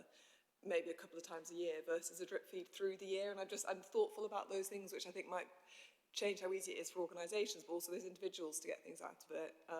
And your ask on how can we open up for that cohort some of the skills, and we've got really keen to have a conversation about that. I think there's lots of maybe the routine things, but some of our quality improvement methodology, our flow coaching academy, some of the things we've done within Sheffield teaching hospitals that hopefully could be relevant to transfer into this space. Really keen to pick that conversation up. So I think those are questions and reflections rather than necessarily needing answers now, but could pick that up. And then I'm really interested in the conversation around where we go with the metrics that matter. It feels like this is the beginning of a really big conversation. A clarifying question for me, are we talking about always, is this all about generating new data points against some of those areas you described, and or is it cornerstone in the sense of combining existing data sets to make more insight out of what we've already got? Because I'm thoughtful that between the different data sets that we hold in the city, there's probably loads to go at, even just in making sense of how does our employment data relate to what we see in our waiting list. Some of those things, that's much more from a personal vested interest on that specific example, but clearly there's loads to go at in there, which I'm not sure we've even started to tap into.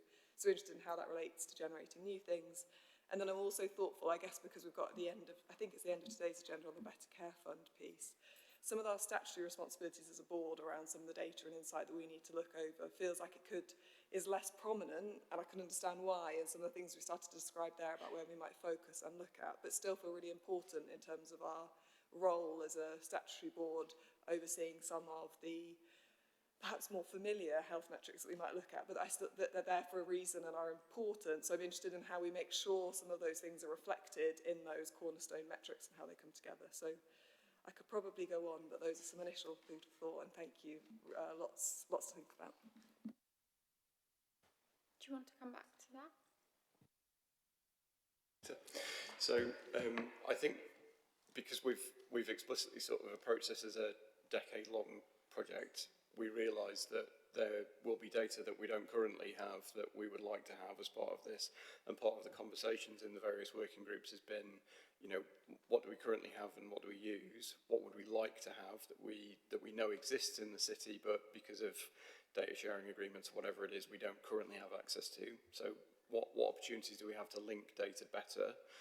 But also, what data do we know is on the horizon, like the born and bred in cohort, for example, which is a potentially huge and growing data set that we could use and link to various other bits of data as this process goes on. So yes, it's about using what data we have better and linking what data we have better, but we've also said, what do we not currently know that we need to know, and can we get creative about thinking in terms of scoping that data out? Yeah, and I think the idea is that there's this kind of headline set of metrics, but you're tracking an awful lot of other things in relation to those. And then part of what you can kind of see over time is if you're seeing discrepancies between what the metrics are showing, what your kind of headline metrics that matter are showing, and other kinds of data that are being. So that's exactly the kind of thing that this kind of forum would be really, really valuable for talking about. And when you see those discrepancies, how do you then dig into those further to understand? Because they're trying to capture these interconnections. So it might be that something's showing up as a health metric, but is really to do with housing quality or something. Yeah. On fellowships, good ideas, agree. Pros and cons always around, very, very keen to co-produce such a thing. Lee. A bit like Sarah, there's so much in my head with this, so, but time is short.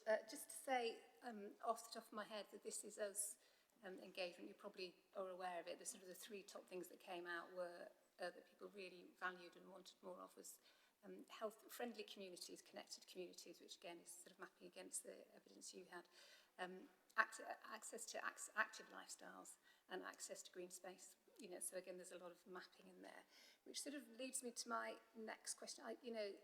Metrics that matter is just music to our ears, isn't it? Because so much of the metrics that we actually measure don't matter.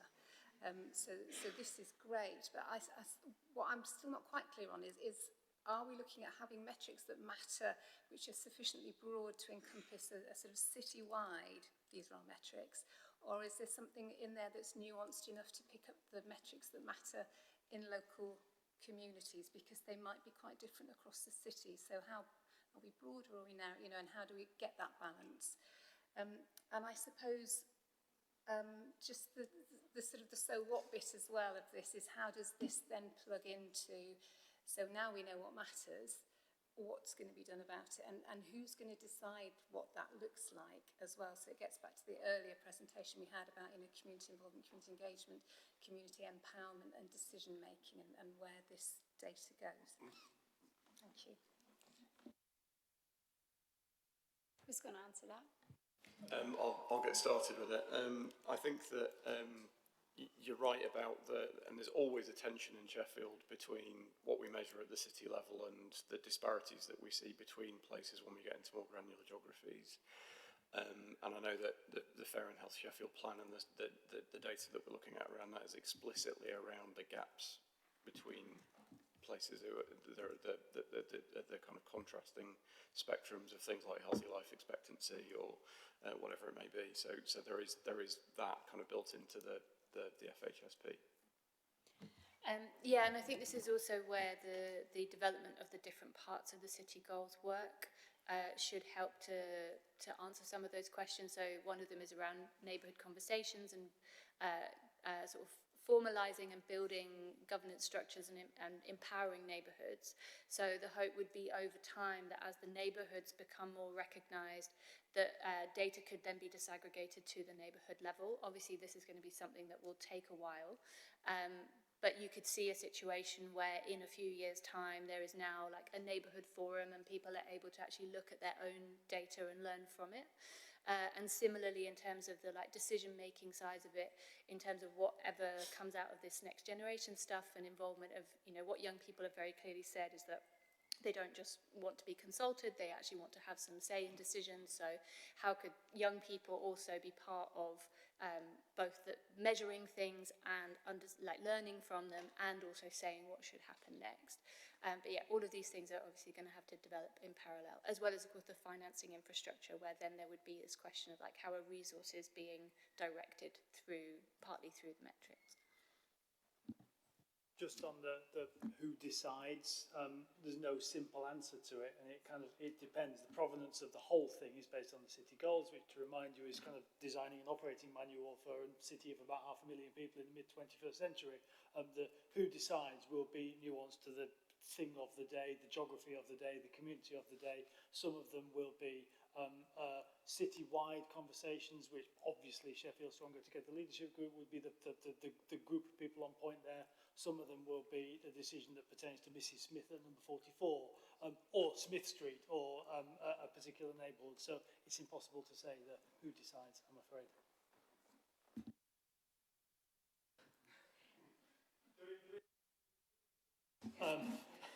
Function. Thank you. I'm just conscious of time, and I still have quite a few people who want to speak. So I'm going to take 3 people, and then you can answer, and then I have another 3. So there's quite a few people who want to speak. So I have Megan, Douglas, and Helen. Thank you. There's a couple of things. Just on the fellowship thing, I really welcome this idea. I know a number of people who've been on the previous Leading Sheffield programme and really got a lot from that. So a question about obviously places reserved there for the voluntary sector. How would people be selected for that? It's a more complex one than within an organisation where you might put names forward. And just a question about the extent to which you could reserve a percentage of places for racialised communities in order to address our building block on addressing racial inequality in the city. Because in 10 years' time, wouldn't it also be great for this board to be much more diverse? And then just a sort of point of interest really on the table of metrics. What struck me was the first 3, I think, would probably be the 3 primary reasons for referral to our services around housing support, managing long-term health conditions and connecting to community. So interesting to see that metric being reflected actually in kind of the top reasons for referrals in our organisation. Thank you. Can I take Douglas, please? Yes, yeah, I'm sure you want to be quick, won't you? But may or may not be. I was just quite taken by the list of the sort of priority metrics that you put. It's on page 56. It's that table of small print that you put up there. But Megan, just your point. I mean, look, it seems to me that a lot of these really revolve around where people live. I mean, just the fact that housing is top of the list there. But, you know, housing community neighbourhoods, it's all that place-based thing. That's what it seems to me. Maybe that's just me misinterpreting it as chair of housing, but I just think that's really important. But also in terms of being relatable, so that's your word, Chris.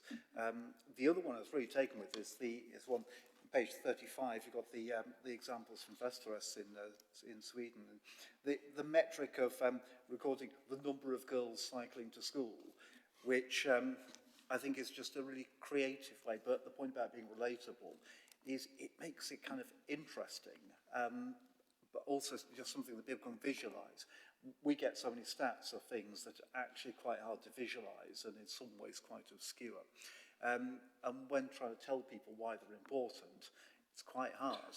And I think from the point of view of journalists, journalists get loads of stories about, here's a report with some stats in it that's come out, and it's quite hard to turn it into a story that is worth reading, which is why they're often not worth reading. But stories about things that people can picture, as in physical things, is just really good. So I'd be really interested to see how that could develop, and if you're looking over a 10-year period, to look at how those, what those stories tell us about, what people are sort of living and doing in Sheffield. Can I take Helen?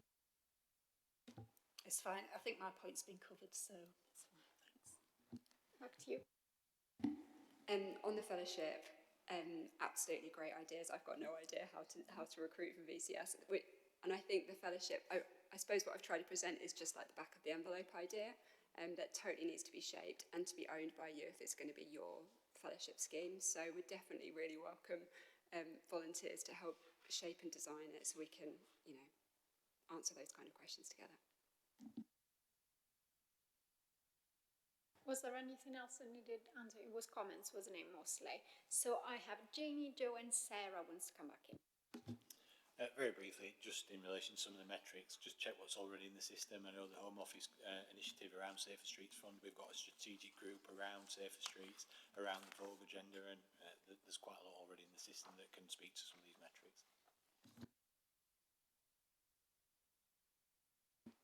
Thank you. I've got a few things, and I think they're more statements as opposed to questions.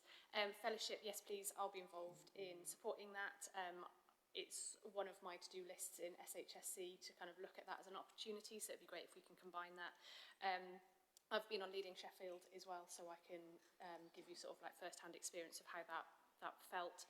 There was a question about any other initiatives that we're doing that we could consider getting involved in. We've talked about the Leadless and Healy pilot and whether that's an opportunity to learn from that as well. Appreciate it's mental health and it's just one part of the city. Metrics, we're talking about the new and versus existing metrics. I was wondering if there's a way, could organisations be supported to improve their internal metrics in order to benefit this piece of work? Because as Lee mentioned and sort of Sarah alluded to, that we all collect a lot of things, but not all of them are helpful. So is there some way that we can all use your expertise, to sort of make our internal metrics better? Appreciate that might be going off scope slightly, but I'm going to throw it in. And this table here about the priorities, that's obviously a snapshot in time, and this is a 10-year programme of work. Those priorities are likely to change, because if you asked us 10 years ago, we probably wouldn't be talking about COVID or the cost of living crisis. So how are we going to consider the changing metrics, that changing priorities of people throughout the programme? Sorry, I'm coming back in again. I forgot you asked us about this table. Just to say that it struck me that at the bottom, in the bottom three, we've got getting online and English for all, and I was struck that that hasn't come out as a priority. And when you asked what does it resonate with us, actually some of the big barriers we see to access are related to English as a second language and barriers to digital access. And I'm just thinking over the next 10 years, we think about what we expect the 10-year health plan to say, big push on analogue to digital and provision of services. These two at the bottom, those two that haven't come out maybe in the community engagement, but feel like they are an enabler to managing health and some of the community connection, particularly in an increasingly digital world. And I wouldn't want to assume the cohort that's fed into this, but I'm just struck that they're not there, and it would feel like we might miss some experiences that really shape whether or not somebody's included or not in the way in which services are provided if we don't have a metric that monitors those. So I wouldn't want the fact that they're at the bottom on this table to mean that they're not important in the metrics that we monitor, because I think they will be really important for characterising and helping us spot where we might have some widening inequalities in access to services. Thank you. Were there any questions in that? I don't recall any questions. There were more like points, weren't they? There were comments. Yeah, brilliant. So I'm going to move us on, and there are 5 recommendations. I've got them here in front of me. So the first one is note the point raised in this short update on the Fair and Healthy Sheffield plan, and second one is identify who is responsible for the Fair and Healthy Sheffield plan in each of the partner organisations. Identify actions, interventions or strategies that speak to the building blocks and radical shifts. Number 3, give early consideration to the priority for the focus effort in the next year. This will be considered fully in November. 4, consider sponsoring a fellowship type scheme to enable a group of staff from partners to the board to take action on delivering the Fair and Healthy Sheffield plan collectively. Review, consider and reflect on the work done to date on the metrics that matter, workstream of the Sheffield City Goals project. Are people happy with those?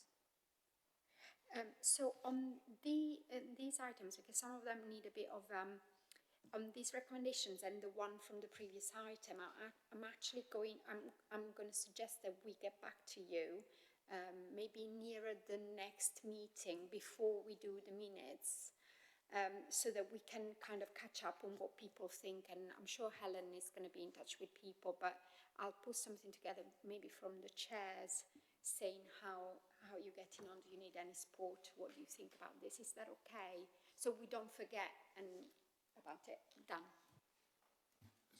to note that both the last item and this one are both asked for nominations from board members, so maybe there's a thing for us to do. We'll write to you all after this saying, can you please identify someone from your organisation? So there's something in relation to the poverty work, there's something in relation to the Fair and Healthy Sheffield plan, but Helen, I wonder if it would also be an opportunity to ask for people to work with you on developing the fellowship proposal too. So we'll follow up with you after this separately to ask for ask you to identify people for those roles. Thank you. We have item 9 now. I think Chris is presenting, and then we're going to have a very short break. Just before I get into that, I think it's worth noting that the implementation plan that we alluded to a few times in that presentation, there is going to be a draft of that available, and we'll circulate that for comment and feedback. Okay. So just a very short update from me on this iteration of the pharmaceutical needs assessment. We have to produce a PNA, and health and wellbeing boards oversee and own the JSNAs and the PNAs for different local authorities. It's a legal requirement under the regulations in 2013 to publish PNA every 3 years. The last PNA was a year late because of the pandemic. We were given a bit of extra grace from NHS England to be a bit late in publishing it. However, this one has to be delivered on time in October of this year. The purpose of the PNA really is to support commissioning, so it's to inform NHS England and ICBs when they're commissioning and approving applications for new pharmacy services. It's about identifying gaps in any service provision that currently exist.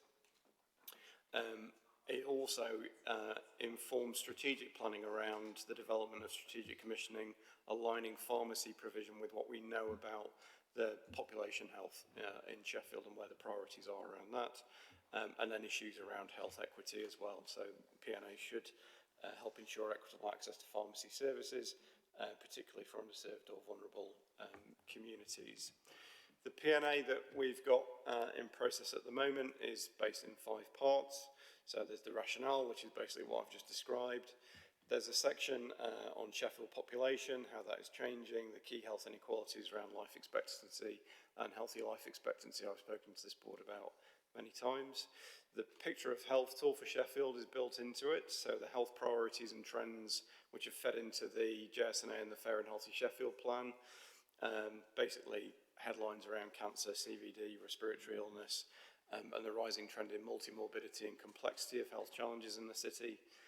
There's then superimposed on top of that an analysis of the current community pharmacy provision in the city, which is based around GIS mapping of that demographic data, accessibility of various services, and proposed housing developments in the city and how that relates to current service provision.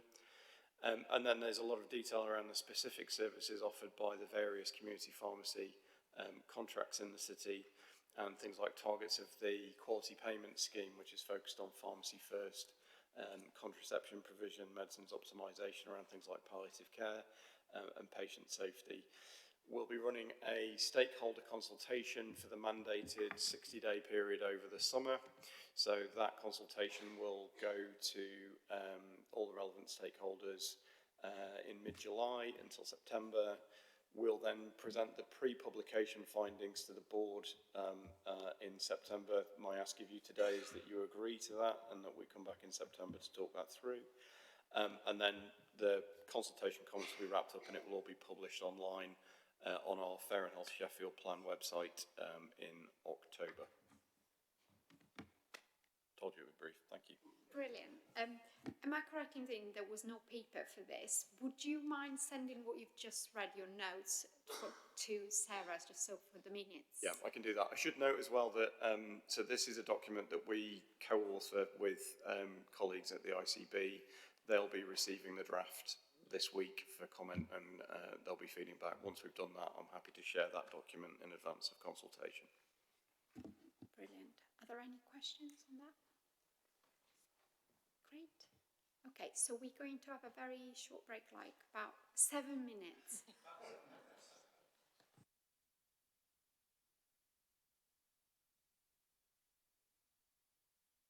Employment and health. And to present, we have Ruth and John. Could you introduce yourself properly with your titles, please? Good afternoon, everybody. I'm Ruth Granger. I'm a consultant in public health in the public health team here, and I lead on employment and health.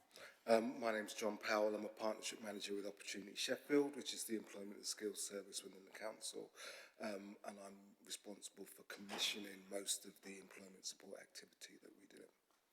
So we're going to be doing a presentation today, and we're going to be going through it quite quickly, but we're going to have an opportunity for questions at the end.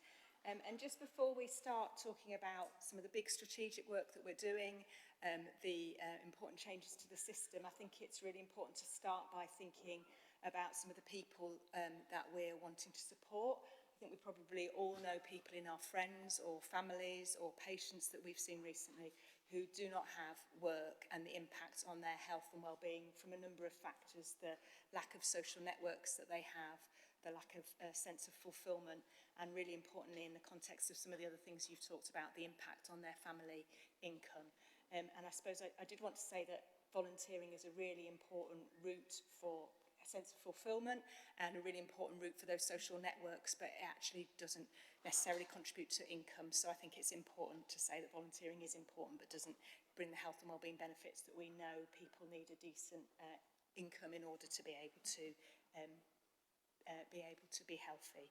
So if we go on to the next slide, if you didn't have anybody that you could think of, here's an example from Working With, which is one of the employment projects about the impact of not having a job and then the real benefits of being able to get a job for them through being supported through some of the employment programmes that are available in the city.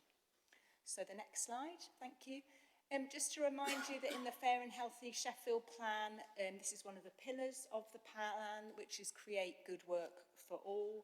That's an important part of improving the health and well-being of the people of Sheffield. And if we go on to the next slide, I think there's always necessary also to have a conversation about what is good work. And that's why the plan does talk about good work for all, because not all work is good work. And I think some of the components that we've got up there really highlight some of the multifaceted ways where work is good for people, but also helps us to see where some work can be bad work. And I know that when we came to the board last year, colleagues around the table did share examples of bad work and the impact that that had negatively on people's health and well-being. Now, if you like a graph, you'll love this. If you don't like a graph, this will be awful for you. So I'll talk through it from the left-hand side. Basically, all the grey waves are people, and they're all people who are of working age. And if you start from the left-hand side, we've got a substantial portion of people who are employed. Some of those people who are employed have a long-term health condition but have got a job and are staying in work, and some of them are disabled. But when we get to the bottom of that picture, where we've got some of the thinner waves, we've got a distinction between different groups of people who aren't working. We've got people who are unemployed, and they're people who are actively looking for work. So they're potentially being supported by Job Centre Plus. And actually, it's quite a small proportion of people who aren't working. It's about 1 in 10 who are unemployed, who are actively looking for work. And then we've got those big waves at the bottom there. It's a bit like streamers, isn't it, anyway? And they are people who are not looking for work. And a substantial reason why people are not looking for work is because of a long-term health condition that's a barrier to them. Or it could be about their caring responsibilities for somebody else who's got a long-term health condition. So we need to be really aware that when we're trying to support people into work, actually some people are quite far away from working in that they're not actually even actively looking for work, and that's because the barriers that they're experiencing makes them think that they can't work, and that's sometimes because of their previous experiences in bad work or with bad employers. So on to the next slide. People might be aware that this is a real area of focus for the current government, and there was a Get Britain Working white paper that was produced last year. It's about a number of proposals to reform employment. Some of those, there's a whole range of interventions in there, but one of the things is that there's a target of an 80% employment rate. And you can see that in Sheffield, we're below Great Britain and we're below Yorkshire and Humber. and that partly explains some of the massive transformation work that's happening in South Yorkshire at the moment, because we've been allocated quite a lot of money to address that shortfall in our employment rate. So when we go on to the next slide, I'm just showing this to show that there is work coming into all sorts of different parts of the system to address people with health conditions and supporting them back into work. And it's coming from different government departments, and it's going to different parts of the system in Sheffield.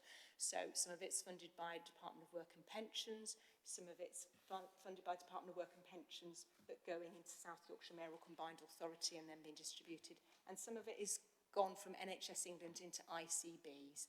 And that is funding a range of work from people who are in work but really struggling because of their health condition, people who are out of work with a health condition, and people who are looking for work but are struggling. So we've got a massive programme there, all under the umbrella of Pathways to Work, but we've got different bits of the system delivering to different subsets, which was the rainbow picture, not rainbow, like the ribbon picture that I showed you previously. And I think that presents quite a lot of challenges in this transitional year because, and we're going to come on to this a bit in the presentation, but one of the real challenges there is, I need help, where do I go? Or I need to refer someone for help, I've got no idea where to send them to. So that's some of the things that we're going to go on to talk about now. Just before John starts to talk on the support available, which is the next slide, we're really aware that we're just talking about one part here because this is the part that's already started. That money that has come into South Yorkshire, some of it is in development about how it will be delivered, but some of the work that the local authority is doing is already starting. So we're going to talk about that next. So, as Ruth has said, we have been given a quite a large amount of money under the guise of economically inactive trailblazer, which we're one of 8 regions in the country to have got. So we've got approximately, I'm trying to think how much, it was about 5 million for that. And we've got UK SPF, which is extended, and we've got another 2 million for that. So that is quite a big chunk of money, not even mentioning Connect to Work that's coming with, you know, over the next 5 years. So, but with that comes the expectation that we're going to move people into work. And particularly with the economic inactivity trailblazer, it's about finding those people that previously didn't need to look to go into work, those people that are off long-term sick.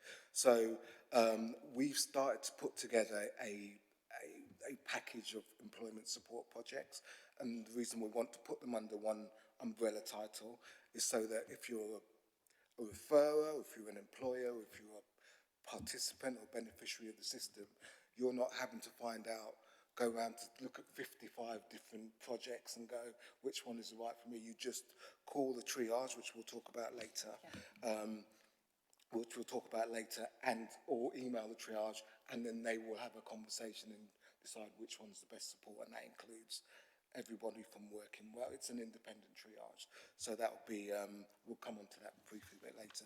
So far we've commissioned 31 employment support projects, and the projects that we've commissioned so far, it equates to engaging with 3,000 people and moving approximately 1,300 of them into work, if all goes well. We're also going to be doing some stuff internally with our internal employment support team, and we are working with other agencies such as the college and the probation service to try and get some more employment support activity, particularly focused on economically inactive people. So the next slide, thank you. Yes, so the scale of this thing, as I say, I've spent months just reading bids and scoring bids and doing all that, and it's a bit of a challenge. It is a transitional year for us. Normally, we would be the department that fills in the gaps between what DWP deliver and what's commissioned regionally, so we'll look and go, oh, actually, there's not enough mental health support, so we'll go and do something around that. Or there's a couple of years ago, we decided that we realised that there were a lot of people that were off with long-term health conditions, and we found a project down to you, and it's absolutely amazing. Their pain management and rehabilitation is fantastic. So he's getting booked up all over the place now.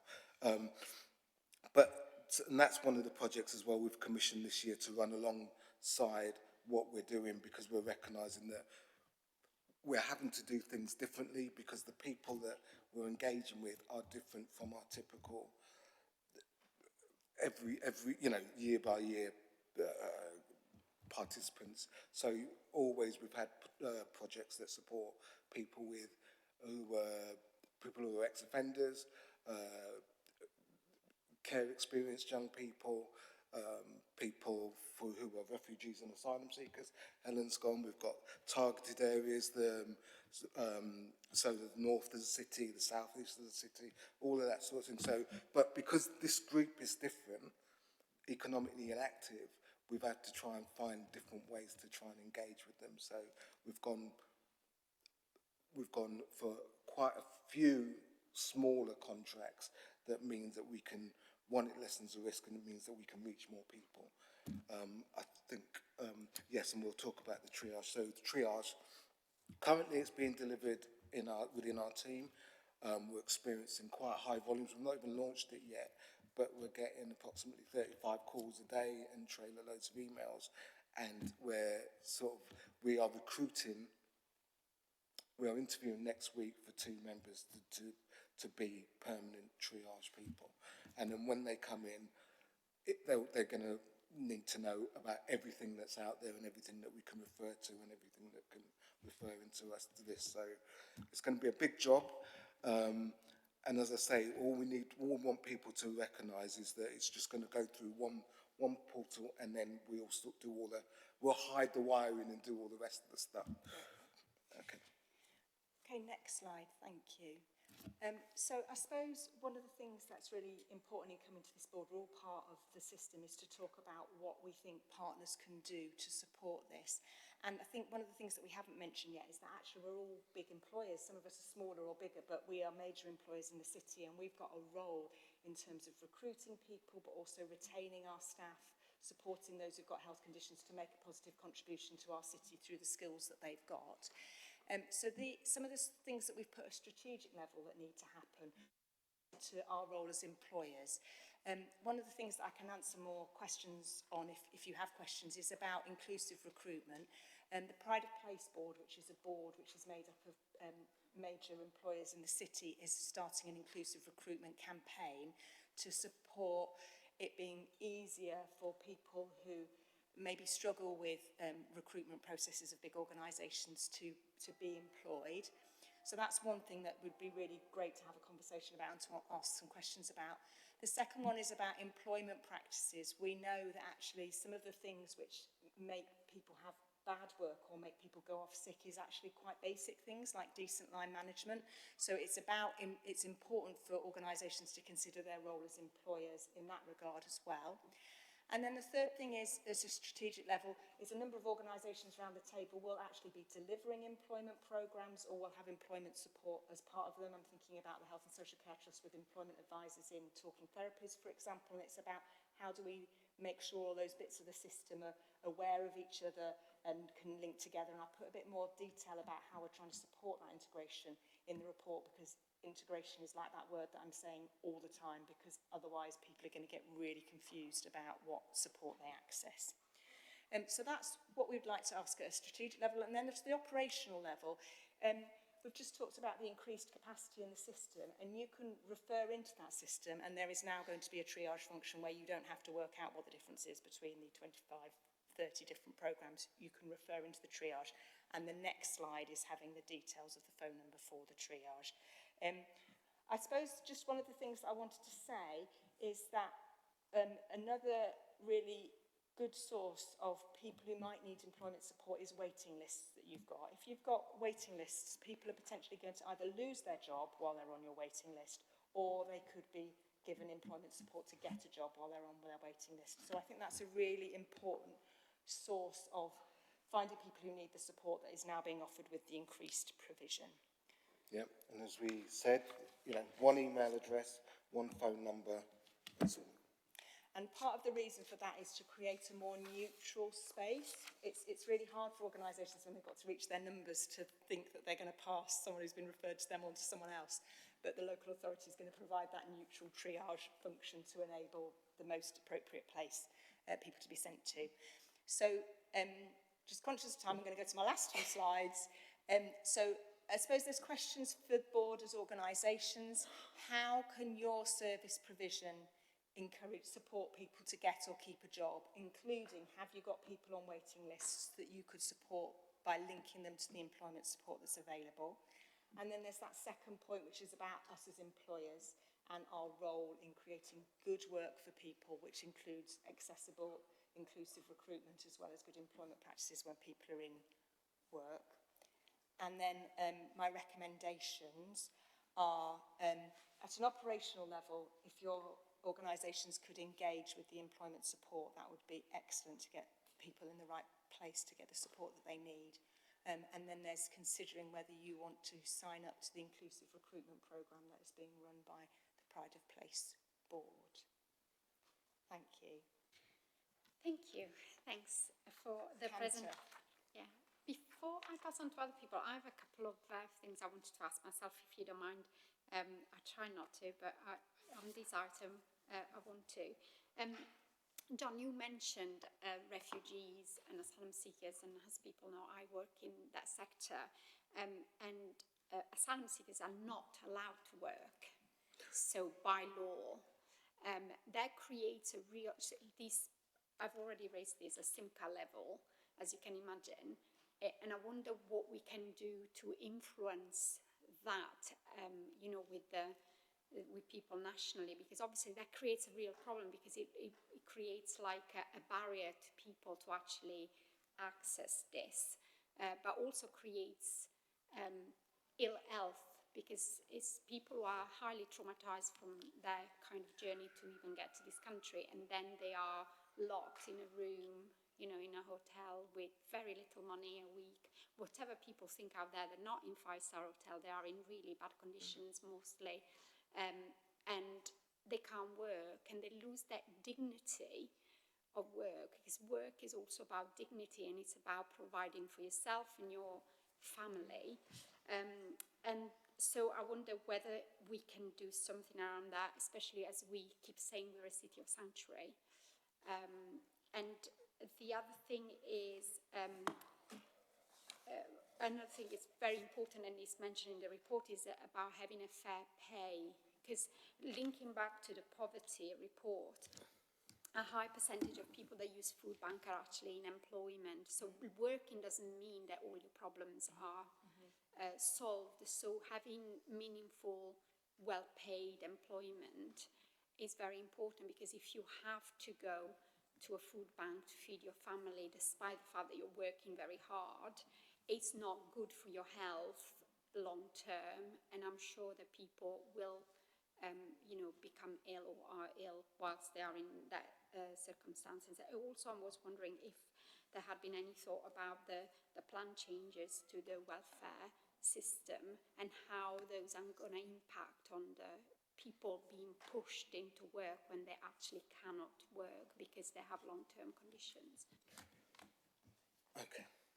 You take the ones you want to take, and then I'll... Right, so in regards to asylum seekers, we contracted, it's unfortunate Helen's gone now, but we've got a contract in place with Voluntary Action Sheffield, and we've had various discussions about, as we pay them to get people into work, but we also want them to focus on people that are not quite in their provision yet. So we are working with them to give some employment support to people that haven't quite yet got the right to work. So with the intention that when they do get the right to work, they're already there. So they're already prepared, and CVs and applications and all of that done. So that's the work that we're doing with them. As regards to regards to national projects and things like that, the funding that we've got, it basically means that we've got to work with people who have the right to work in the UK. We can't get around that. We have managed to change some of the things so we can support people who don't have the recourse to public funds, and some asylum seekers were coming under that banner. So now Simca have given us permission to work with people who have recourse to public funds, but they need to have the right to work in the UK. And the other one was... Well, there was a question about meaningful and it has to be well-paid employment. Yeah. I think that's a really important one in terms of the employment programmes and the support that they're giving people to get into work. It's not a job at any cost. That isn't what our employment programmes should be doing. I think that we know that there are people who are not paid fairly. That is an issue in Sheffield and in other places. I think the thing that we have to concentrate on is our employment programmes, making sure that they're getting people into good work, and good work includes work that's fairly paid. I think there's other issues as well in terms of contracts as well, and in terms of the type of contracts that people are on, and we've seen that there are legislative changes happening about sick pay, for example, so some of that will change some of the conditions of work for people and make it slightly better work. And then the other question was about the impact of the welfare system and people being pushed into work. I think one of the things that's really interesting is that a substantial proportion of people who are not working due to health conditions want to work. I know that wasn't your question, but I think we do need to recognise that actually what people want is support in order to work. More than 50% of people want to work who aren't working. And I think that is the place to focus on first. And additionally, all of our projects that we deliver is voluntary. So they come to us because they want to work, not because we've been mandated by DWP or anything like that. They've voluntarily come in and said, right, we want support to get into work. Zach, Douglas and Greg. Yeah, thank you. I mean, actually, nice, clear presentation. I think I'm getting my head around this. We had a presentation from the ICB, and I think there's a lot of work been going on. I think the pushback was that a lot of the work was going on in splendid isolation. A lot of the clinicians on the ground that see and work with these patients every day hadn't really been consulted. And what you're describing here actually makes more sense to me as a clinician that looks after patients. I guess the bit I'm still not clear about is that there's quite a significant amount of money that's coming in for this. How much of that is going into expanding the provision side of it? So one of the issues would be a lot of the patients I look after have got significant mental health issues that have quite often developed since COVID and lockdown. But it's the huge waits now to actually get any support for them. So does this also include either funding to try and reduce some of the waits, or is that provided in-house from the service to try and give some, maybe 6 sessions of psychological support to try and build the confidence? Because again, it's linked to the meaningful employment. There are a lot of people that could get meaningful employment because of what they've been through over the last 5 years or so, who really don't have the confidence and the ability to come across well enough to get that employment. So it's support around that as well. And then it's even just sort of practicalities like, a lot of patients are doing heavy work that need to have MSK operations and are waiting a year plus to get it, lose their job. They then struggle to get back into the job afterwards. So actually just having more provision and, more access to having the procedures quicker, which obviously would mean diverting funding, that could be an opportunity to actually get some of these patients sorted too. So I think thanks for it. It's given me a better clarity. I guess the other bit is then what, from a GP perspective in practice, is what do you need from us? Is it just awareness? Are there posters that you can stick up? Is it self-referral? Which I would strongly advise it to be, because I think that would be much more helpful. So, you know, what do you need from general practice? Because we've got the networks that we can get that out to the practices quickly. And again, it's probably working with the practices rather than doing stuff too, and I know you will do that. But that was part of the criticism of the South Yorkshire approach that we were presented. It was very much a smoke-filled room, come up with some ideas, and we're going to now tell you what we're giving to you. And we said that we don't really want that, and that isn't going to work, whereas this makes more sense to me. Great, thanks for that feedback, that's really helpful. Sorry, can I just take Douglas and Greg just to condense the time as much as possible? Okay, thanks very much. First of all, Ruth, I do like your stream-type graph. And I don't know if we've got any chance of getting that up on the screen, the screen again. It's the graph with the various tails of the Sankey diagram. It's a Sankey diagram. I was going to say that. I didn't know that. Thank you. Yeah. Okay. So yeah, two things I was thinking of, sort of two opposite ends of the spectrum, if you like.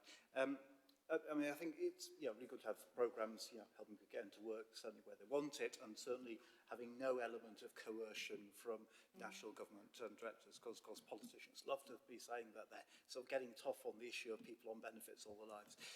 But we've got, within the community sector, we've got a lot of people who support people to be active in some way, and it's the concept of being economically active is not necessarily the same as having a job.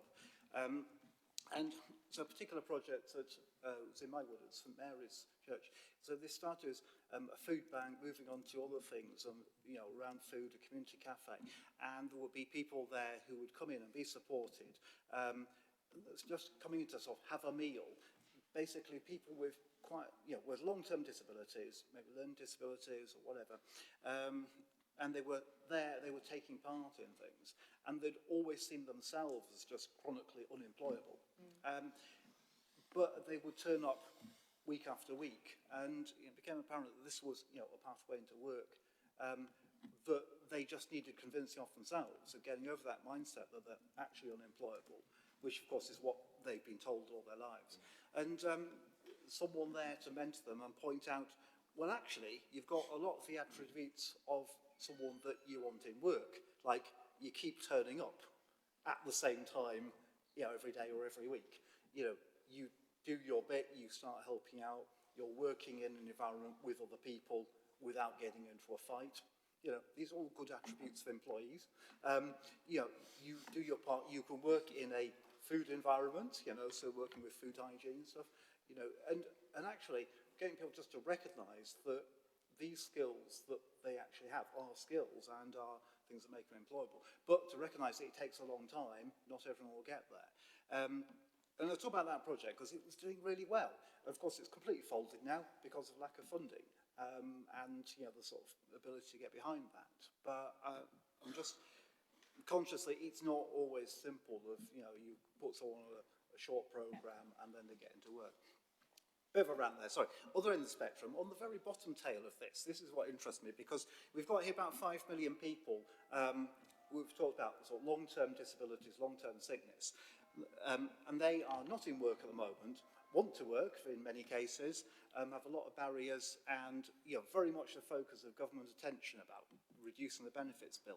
On the bottom side, though, we've got nearly as many people there. It's over 4 million people, which are euphemistically called economically inactive and not looking for work. Basically, people who are too rich to work, people who've retired early, people who've just got enough money to live off. That's actually a huge number of people, and in terms of national economic productivity, there's a huge waste there. And my question was, what are we doing to get these people back into work? Never mind all the people who've got huge barriers, what about the people who are just willfully not doing anything? To be fair to this cohort, actually a lot of them are doing loads of things in the community. Some aren't, some are just, having fun. There's nothing wrong with that in itself, but, but a lot of people are doing things that contribute to the community and contribute to economic activity, but it's just not recorded because of this idea that it only counts if you're in a paid job. So you've got to give them credit for that. But then if you're going to give the rich people credit for doing useful things in the community, then don't we also have to give credit to poor people who are actually doing things in the community outside of a job. Sorry, bit of a rant. I'll pass over to Greg, he'll say something sensible. Steady. I think just... I will say it quickly. Thank you. A really, really helpful telling of the whole of the story. We focus on bits of it, but the whole story does matter. 4 quick points. I'll try and come to the questions. I think there's something about, are we being appropriately pointy with public sector organisations on numbers? Treasury will flog us mercilessly for numbers, appropriately so. And I don't know whether we're being pointy enough with ourselves as big public sector employers on numbers. I think we should be pointier. Second thought. This may be a behind the scenes thing. There's something about the intermediate economy here. The government will clearly care about in paid employment, but I speak to many voluntary community sector leaders who do a lot on grey economy, intermediate economy. It's productive stuff, sometimes as a route into paid employment, sometimes not, but it does matter, and I think there's something there. I would be really pushy on the good work agenda. Channel my inner Carol Black. The answer on good work isn't bananas and yoga. It's addressing toxic working environments. And I think there's something being pushy with private sector employers to take a lead on redefining what good work means. And dear employers, it isn't bananas and yoga, etc. And then lastly, one ask, and this is sort of a health sector ask, seeing work as a legitimate health outcome, a cultural ask, and seeing work as a legitimate health outcome, as important as, and I hesitate to say it with the Chief of the Tobacco Police behind you, as important as smoking status. Why don't we see it that way? And it's a sort of a cultural shift. Easy to say, hard to enact, but I would be pretty pushy on that one too. Okay, we'll have a go at a few different bits. I suppose one of the things that I didn't get a chance to mention in the presentation is about employer support and employer engagement, and that's obviously absolutely crucial in this, in terms of not just people in this room who are employers, but in terms of our broader organisations across the system. And that is part of this Pathways to Work, is how we engage with employers. And I think we have to give credit where credit's due. We've got some really good employers out there who are doing an amazing job supporting people who are vulnerable into work, thinking about KLM architects who do some brilliant work with quite vulnerable people, getting them into work. So we have to recognise that there are some employers doing great work, and we also have to recognise that sometimes we're not great as employers. So I think we have to just be a bit careful about how we talk about different employers, because there's a need for lots of different types of employers to improve what they do in terms of how they recruit people, how they support people, not being bananas and yoga, but paying people fairly. So that's something that I wanted to say to start off with, and that is a big part of this Pathways to Work as well. I think the other thing is that the point about somebody who's now waiting for a knee operation and actually can't do the job that they were doing before, some of that is about employers need support in understanding things like reasonable adjustments. We need to get better as a system of saying, well, actually, they can't do this anymore, but that's going to be a bit difficult for you as an organisation, because everything involves in your organisation someone standing on their feet all day. So we're going to have to find another organisation where they could work. So there's something about how organisations link together as well. And something that I've found out about quite recently, which is really interesting, is that Leeds have an anchor network where they share across key organisations employment practice and good practice, and then that opens the way for some of that sharing of, well, this person can't work for my organisation anymore, but maybe they could work for yours. So I suppose that's just an answer to a few of the questions which involve how we engage employers and support employers. John, did you want to have some of the questions as well? As on the other side of it, we have all of our employment support projects have really, really, really good key workers who are trained in motivational interviewing. They're trained. They're basically caring people that want to support people into work. And we've put quite a bit of money into capacity building them. So Megan will attest to the fact that we've paid for them or we are paying for them to be on part of an Institute of Employability Professionals. We're putting in some various different types of training. We're putting on IPS training. So all of these things that we're doing to try and make these really good people who are good at what they do better, and that's where kind of some of the money's going. I suppose I want to just come back to the point about the whole range of services that are being commissioned, John said it's over 30 providers, and the reason for that is because we recognise that people do need specialist support. So if you're a person who has autism, it's really helpful for you to have employment support from Autism Plus because they understand your needs. They've also actually got a job themselves as an autistic person. So I think it's recognising that the reason there's been such a broad range of commissioned provision is because we want to provide specialist support to people which meets their needs. I think just coming back to Zach's point about people who have who maybe need actual health support, some of that support, like John mentioned, is about things which are preventing them getting into work, like pain management, or down to you, physio, it's about actually you need to build your strength in order to be able to go back to work. It's not commissioning mental health services, but it's commissioning mental health support for some people, I think it would be fair to say. Yeah. Thank you. Sorry, I have 4 people who still want to speak, okay. and we are nearly 10 minutes over the time. So I have Lee, Joe, Sarah, and Meredith. Can I take all 4 very briefly, and then if we can wrap up, please. Sorry. We could talk a whole afternoon about this. It's so interesting, and I would like to add something, but I won't. Do I need to start on it? Well done. Magic button. I can't think of anything worse than bananas and yoga. That's not helpful with the time thing, is it? Just to follow up from Zach's point, I think it'd be really helpful for us to have a conversation perhaps outside this room about actually publicising this amongst GPs particularly. We've got really good access to all of the practices in Sheffield. And that's where a lot of these sick notes and some of these conversations happen, because exactly as you say, people just get into that mindset of, I am unemployable, as Douglas was saying. So can we have a conversation outside this? That'd be really helpful. And this is another question, and I think the answer will be no, but presumably there's no place in this project for policing really poor workplace. So when it comes to light, because we talk about good jobs, it isn't just about contracts or yoga. Sometimes, you know, the physical place where people are working and the conditions that they're working under that we hear of, particularly in areas of greater deprivation, are appalling.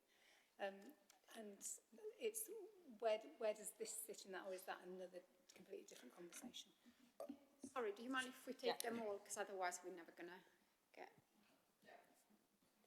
Thanks. I think it was the ask about waiting lists, because obviously mental health trusts, we have waiting lists, so I'd happily take that conversation outside of the room. We've had a waiting list initiative with 9 of our services, so we've already kind of, the timing is quite good, and that's coming to an end, so we've got teams that are already kind of supported in that headspace of supporting people on their waiting lists. I guess another question is sort of pushback, not pushback, that's not the right term, but what support could we get from you and your teams to work with those people on our waiting list, because the capacity and demand is already out of balance anyway with the people who are actively in our services. And how do we also avoid duplication, because if it's going out to GPs, a lot of our patients will also be the people that GPs will be contacting, and we don't want to bombard and people, you know, multiple times, but how can we connect that up? I guess using the social prescribing link workers could be a really good opportunity for us as well to have those conversations. And additionally, our electronic patient record system, we've got a new one in place, and we're developing around protected characteristics, what we need to capture in the data, but extending that beyond and thinking about employment and housing. What are the questions that we need to be asking our service users to better support them in this field? Don't need the answers now, but I guess it's a consideration going forward. Sarah and Meredith. Thanks, really helpful presentation. We'll take away out of today's meeting the piece on what's our role as a big major employer at Sheffield Teaching Hospitals, but also with our waiting lists. Although noting, I think, as we've already said, really keen to understand if we're giving patients on a waiting list advice around where they can get employment support, if one of the main reasons they're feeling unable to work is because of their weight on that waiting list, how we navigate some of that, because I think that's probably not a great experience for people if we're saying, if it doesn't acknowledge that. And then I'm just thoughtful of your point, Zach, around we don't necessarily know at the moment who in that cohort are those people who are on a waiting list whose work is more vulnerable as a result of their waiting time. And I'm thoughtful of the metrics that Matt had conversation earlier, and this feels like one of those places where our different data sets brought together could give us some insights that we might then be able to think differently about, which at the moment I don't think we've got joint visibility of. So would be interested in, I guess it's noting it for now and thinking about, is there an opportunity there for a more citywide set of thoughts about how we take more preventative action in this space? I think mine is not going to be a question you're going to answer. Mine is just going to be a little bit of a rant. We have systemic weaknesses for our children with SEND in Sheffield. We should have real concerns about the number of children not in school, not in education, and the growing number of children not in education, employment or training. And I think we as the local area partnership need to be acutely aware of that and putting all of our weight behind the changes that need to take place to make sure we are doing the best for our children. And I see this presentation as an opportunity just to remind us of that. Can I just add one very small thing as we're late already? There is nothing in here for people who want to be self-employed. Because not everybody wants to be in employment. People may have,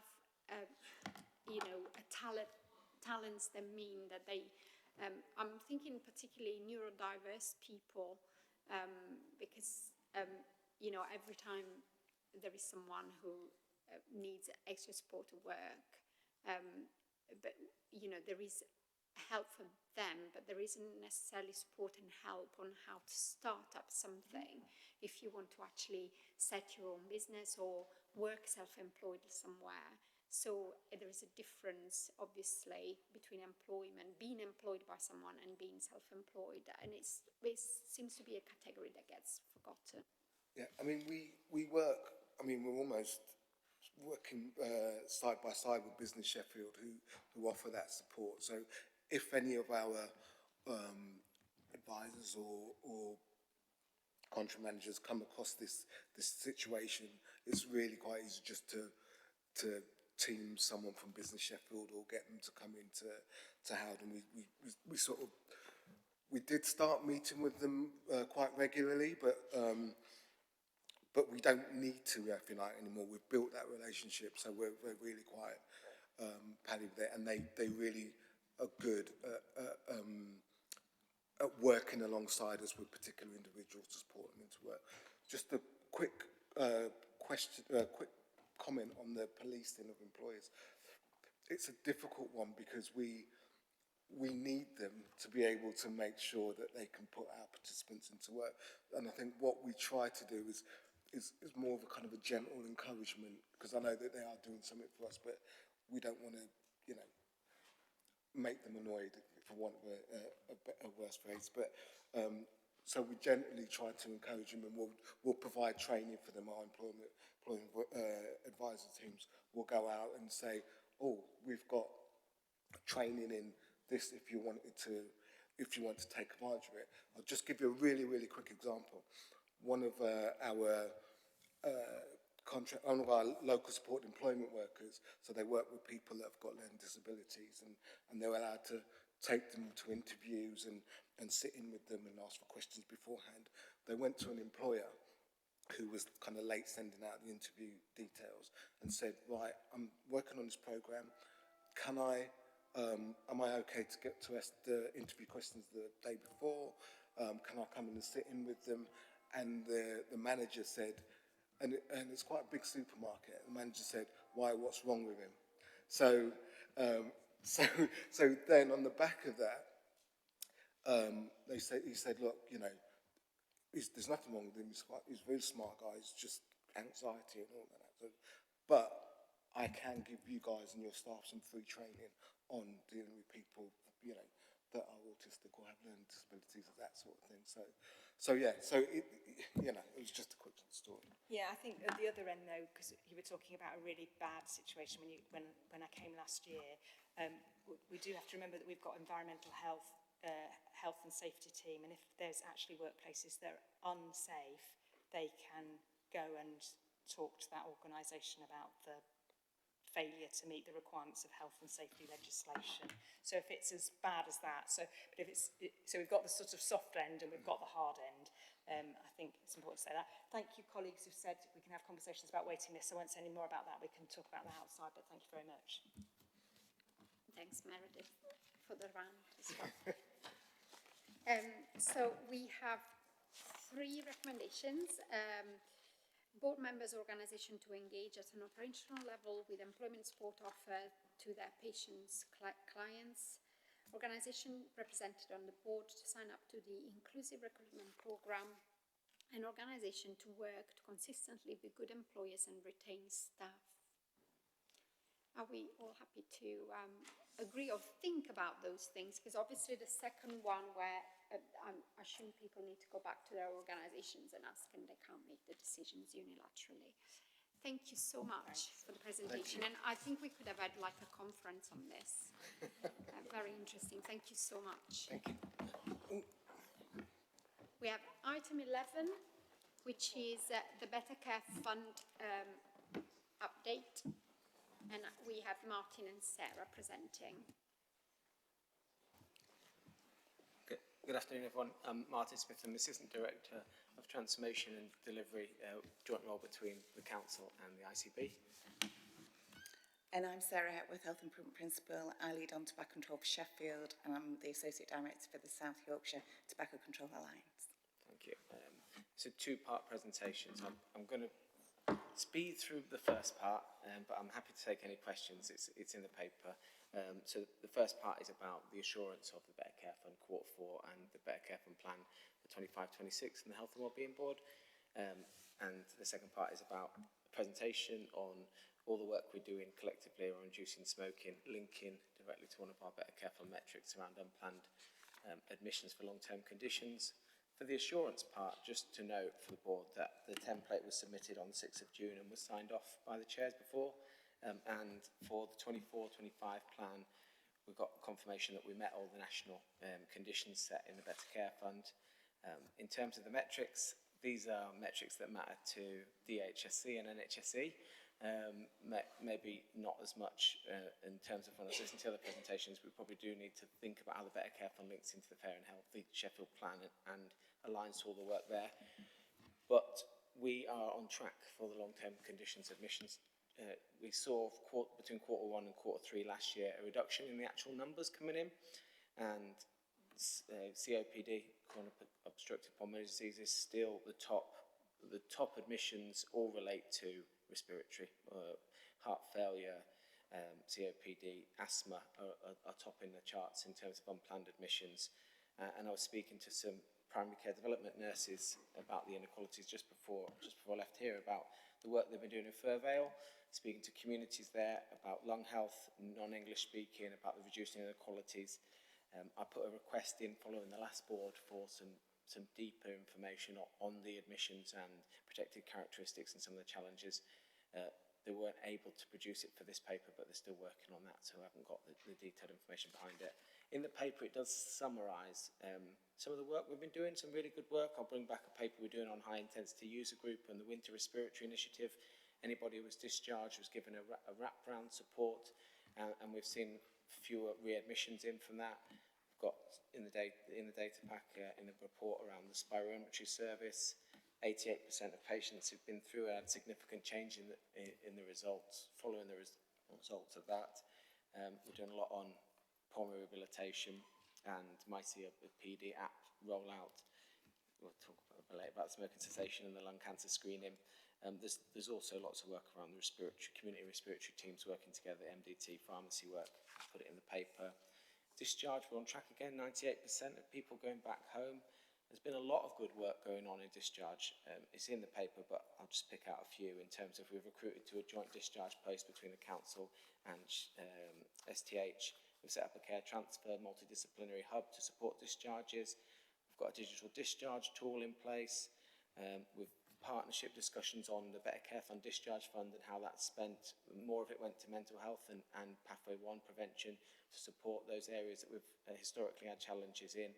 And we're seeing good results from that in terms of the numbers coming down. We didn't achieve the target around residential admissions. It was a stretch target, bringing us in line with Yorkshire and Humber. We're still lower than core cities on that. And at the last board, we had a good presentation on the home care market, all the transformation we've been doing around that. We've launched optimised care, and we've launched the tech-enabled care programmes that we think will support people at home and see these numbers come down in terms of going into residential admissions. Falls was not achieved, actually. That's because the baseline we based it on went up after. We did see a small growth, around 3% growth. That was what we were expecting, but we set the plan at a point in time with the numbers we had. So we had to report that we didn't achieve it, although the numbers are as expected. Again, we've had a presentation on the collaborative work with Yorkshire Ambulance Service, with the council, with the tech and with the ICB around this and how they work. And now they're working into care homes as well, which we hopefully see some data reducing falls around that.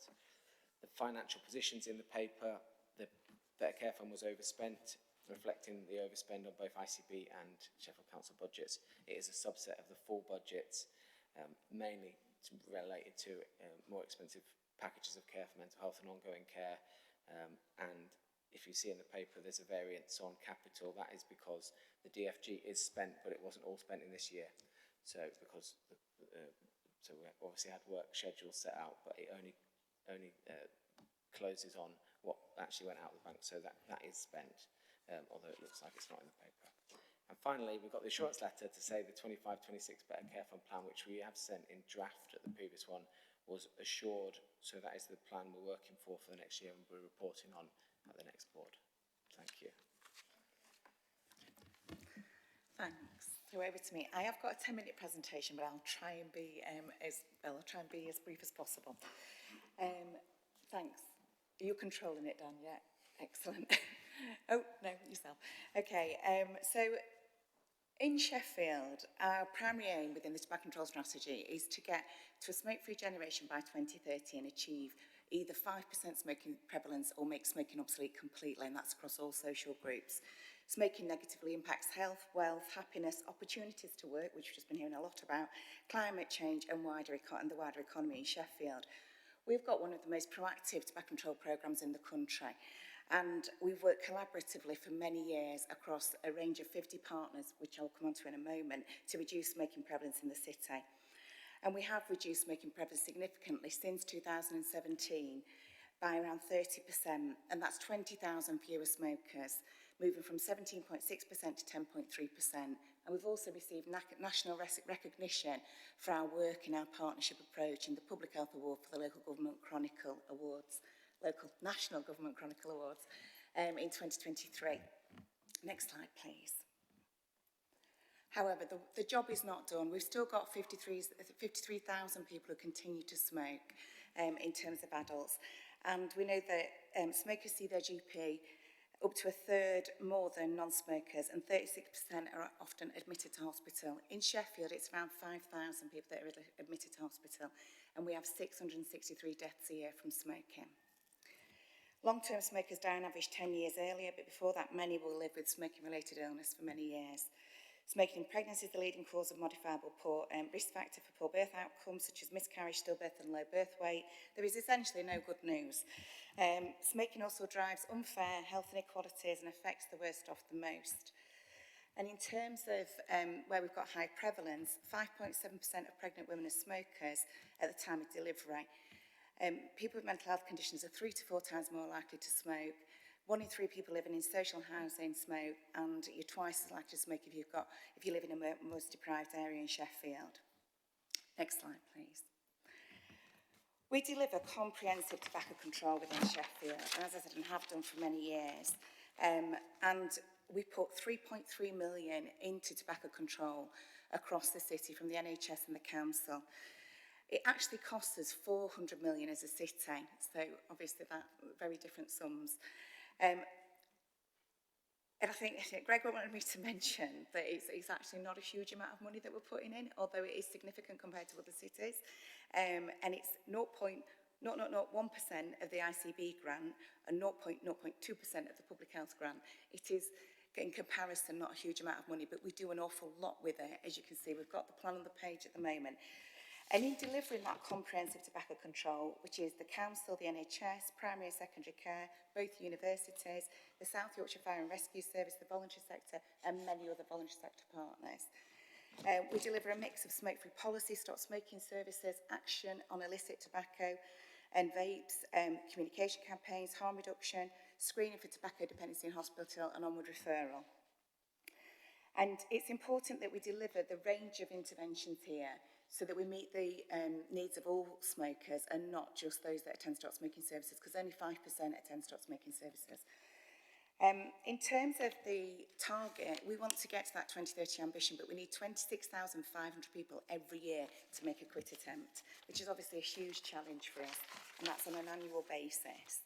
So we had an opportunity in 2022, when the stop smoking service contract was ending, to look at how we could increase capacity and demand of the service and reach our more vulnerable and high prevalence groups. We also had a wonderful investment of £598,000 from the ICB because of the long-term plan and the onward referral into community services. That investment meant that we could double the capacity within the community. So we've got around 10,000 referral capacity within our service now, which is fantastic. The new model and service offer moved to, so what you can, sorry, next slide please. Moving my slides on and not yours.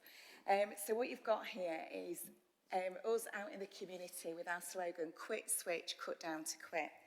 And this model is about moving to both harm reduction and abrupt models of quitting, because people were telling us they can't just do it, they can't just set a quit date and do it. They've got more complex needs and they need support in different ways. And also, they want to cut down to quit. They want to have an opportunity to have a go and then be able to set a quit date and do it completely. We removed the prescription charge also from nicotine replacement therapy, which Sheffield was the only place in South Yorkshire that still had that. We embedded the service in community settings and aligned it with primary care networks like the COVID vaccination scheme. We provide 12 weeks of free vapes for adults alongside behavioural support or nicotine replacement therapy. And we worked with partners from priority groups from cost of living crisis hubs, welcome places, homeless services, substance misuse, mental health services, and so on, with lots of different partners. And I'm really pleased to tell you, next slide please. Oh, it's dramatic. That we've had phenomenal results as a result of changing the service. So this is after 2 years. The blue line is where we are now, and the purple line is where we were in 2022. So we've seen 97% more referrals, 80% more quit dates have been set, and 117% more 4-week quits have been achieved. 112% more 12-week quits. So again, showing that we're meeting the service needs. Next slide, please, of our most vulnerable groups. What we've got here, sorry, you can't see that very well, but it's the distribution. We've got 11 priority groups, again, with either they're high prevalence groups or that's because of particular protective characteristics. And what we found, if you could just press the button again, it's not next slide, is that 96% of people from our priority groups are attending the stop smoking service. And when we've delved into the data to look at the conversion rates and success rates, doesn't matter what referral route they come through or what characteristic they've got, they're getting the same conversion rates and success right across the board, which is fantastic and demonstrates the quality of the service. Next slide, please. So this is the Smoke Free Starts campaign, which is the South Yorkshire Tobacco Control Alliance, which is the 4 local authorities and the ICB working together, investing in comms and marketing. And we've delivered a mental health campaign, the first in the country. Next slide, please. And this has basically been a range of collateral from TV, radio, social media, and we've seen significant engagement, and we've raised awareness significantly across South Yorkshire. And we found that through conversations also in person with our leaflets, with the public leaflets and professional resources, that we've increased awareness. And we've seen also, can you press that again, please? Sorry, I need to not put these little bits on. We were nominated again for the Local Government Chronicle Award, but we didn't win, sadly, this time. We were finalists for Campaign of the Year with this campaign. Next slide, please. We developed a range of inclusive resources. So our resources are available in 9 different languages, and they're also available in easy read. And we've not always been brilliant at doing this. It was something that was really important to us to make sure we got right. And again, this has been really helpful for people in terms of accessing this information. Next slide, please. We went on to further develop the campaign focusing on men's mental health and smoking, and saw again significant engagement with the campaign and respondents saying they were more likely to quit smoking as a result of seeing the campaign and coming forward through the service. We did see an uptick in the service, but it's at the population level that we're aiming to see these differences and changes. Next slide, please. This slide covers the positive impacts from a range of our case studies. I think it's really clear, and this came through some of the welcome spaces within Sheffield, that people just didn't understand what a profound impact stopping smoking would have on their mental health, and it's been really important. Next slide, please. So now I'm going to talk to you about a really good news story within Sheffield. And again, it comes down to that systematic work over many years and partnership collaboration between both Sheffield City Council, the NHS, maternity services, Health Visiting, the 0 to 19 partnership and family hubs. And we've worked to reduce smoking in pregnancy and protect babies and mothers from the dangers of smoking and second-hand smoke for many, many years. And the graph could go back further than this, to be fair. I think it was around 2000 we started doing this work. But in terms of where we were in 2010-11, our prevalence was about 13.6%, and it was stubborn. We've essentially delivered a range of tobacco control interventions, and we've done a mini tobacco control programme across the years, and that is what has led to systematically reducing our prevalence over time. We've just tipped under to 5.7%. The government target is 6%, so we're absolutely delighted. There are figures that I know Greg and I wondered if we would say, but it's fantastic. What that means in reality is we've gone from around 900 babies being born to mums who were smoking in pregnancy to around 370.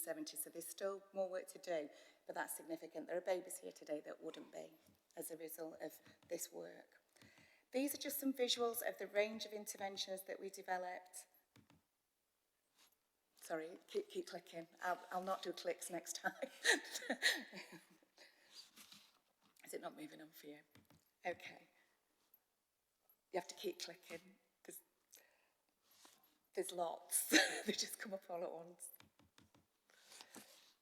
Okay, and the next slide, please, which just covers our incentive scheme. And then if we can move on to the questions. So those are just two examples of the work that we do within the strategy in terms of smoking in pregnancy and mental health. And there's many more that we could have brought. We could have brought trading standards here today as well. But all of that combination of the systematic approach makes the difference in terms of reducing smoking prevalence successfully. And as I said in the very first slide, we lead the way in the country. We're often in the top 10%, whether that be in smoking prevalence, or sorry, not in smoking, in quits in the service, and also we're the lowest in the core cities. If you could click again and we can come on to the questions. I think a couple more, is it not? Okay. There we go. Okay, in terms of our asks of the board, do your organisation screen for tobacco? I know many of you sitting around the table will say yes, because we're already working with you, but I think it's really important that we understand that this is an opportunity, the totality of board members. Do your staff access training? And have we got robust referral pathways in place for the service? Does your organisation promote across all your communication channels and networks our campaigns? I think one of the things I'd like to be more systematic about, we do send information, but it's to the people that are known into the board. So is there other opportunities? How can the board support us in reducing smoking prevalence amongst people with mental health conditions who are our largest cohort and where rates have been the most stubborn? Thank you. Amazing, thank you. I was just thinking, does the council do it? Because they don't do it for councillors. I mean, I don't know who of the councillors smoke, but I've never received anything saying, do you want to quit smoking? For example, there you are, 84 people. That could be, you know, do we do it with our own employees as a council? We do. There is information on the website. I have to say sometimes it's quite tricky to find, so I have put a number of requests in around that. So we could send it with bulletins. You know, we get like monthly bulletins from all sorts of people, and it's like, it could be something at the bottom if you want to stop smoking. Zach wants to come in. Yeah, just a big thank you to Sarah and the team. You're very good at sort of underplaying all the huge amount of work that's gone into achieve this. I mean, it's an amazing result for Sheffield. Bit of a concern that as we move to a bigger footprint ICB-wise, it's really important that we don't level down.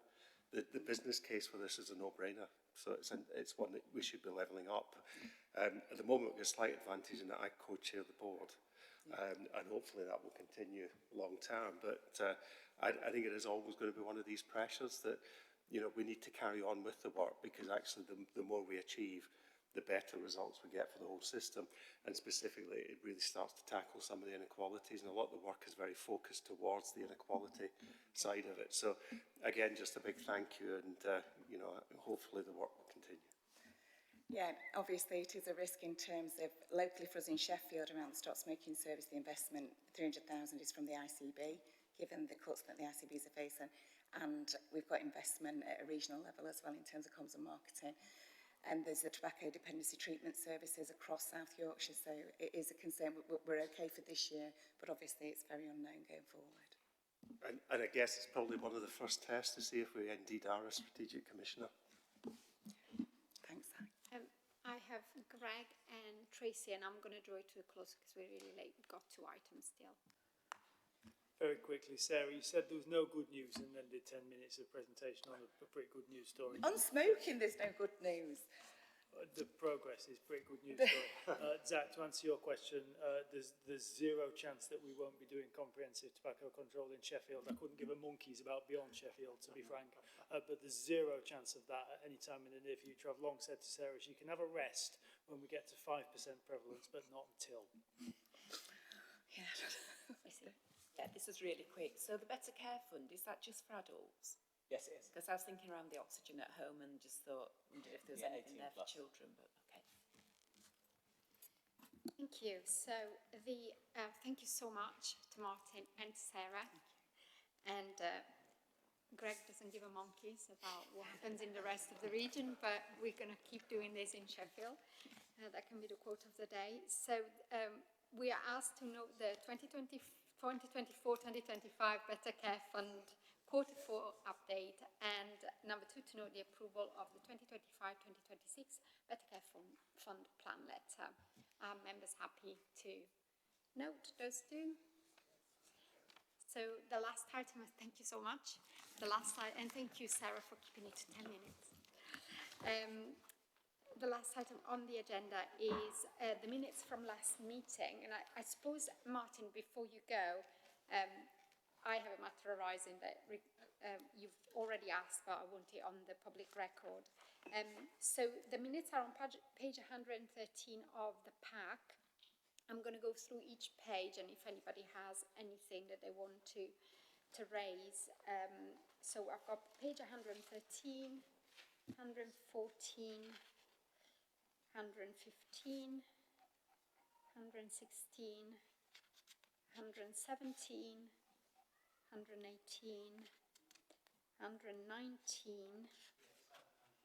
Yep. Just something on page 119. We resolved last time to do things like endorse the approach to the whole system improvements described in the SE&D manifesto, which is kind of important. And then Meredith's here today. Meredith asked a very relevant question about the inspection reports only just been published, so it's very hot off the press for most people. And so what I want to say is, can we pick that up at a future meeting? It's just really, really important.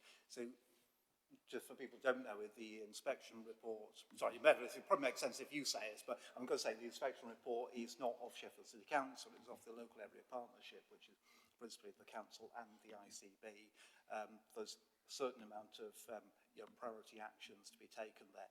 And I was thinking it was far too early to get on the agenda for this one, but it's really important, I think, that people here actually pay some attention to it. I wonder if we could have a report back on how the bodies have responded to that, and September might be good if it is with you. So you're absolutely right that Sheffield City Council and ICB are part of the local area partnership. Includes schools, includes parent carer forum, it includes everybody around this room, anybody who has some kind of input into children with SEND. The SEND manifesto is being launched next week on the 4th of July, and it is part of that consultation and co-production piece of work as well. But yeah, absolutely to September. Great. I was assuming that we would discuss it with the steering group because obviously we need to have it on the agenda. Dan will check, Dan's successor will be in touch, Meredith, to get it on. Thank you. Page 119 again, 120. I can't remember what the thing I wanted to say is It's on the Better Care Fund about the information that we couldn't get today because there wasn't enough time. Could we have that possibly for next meeting?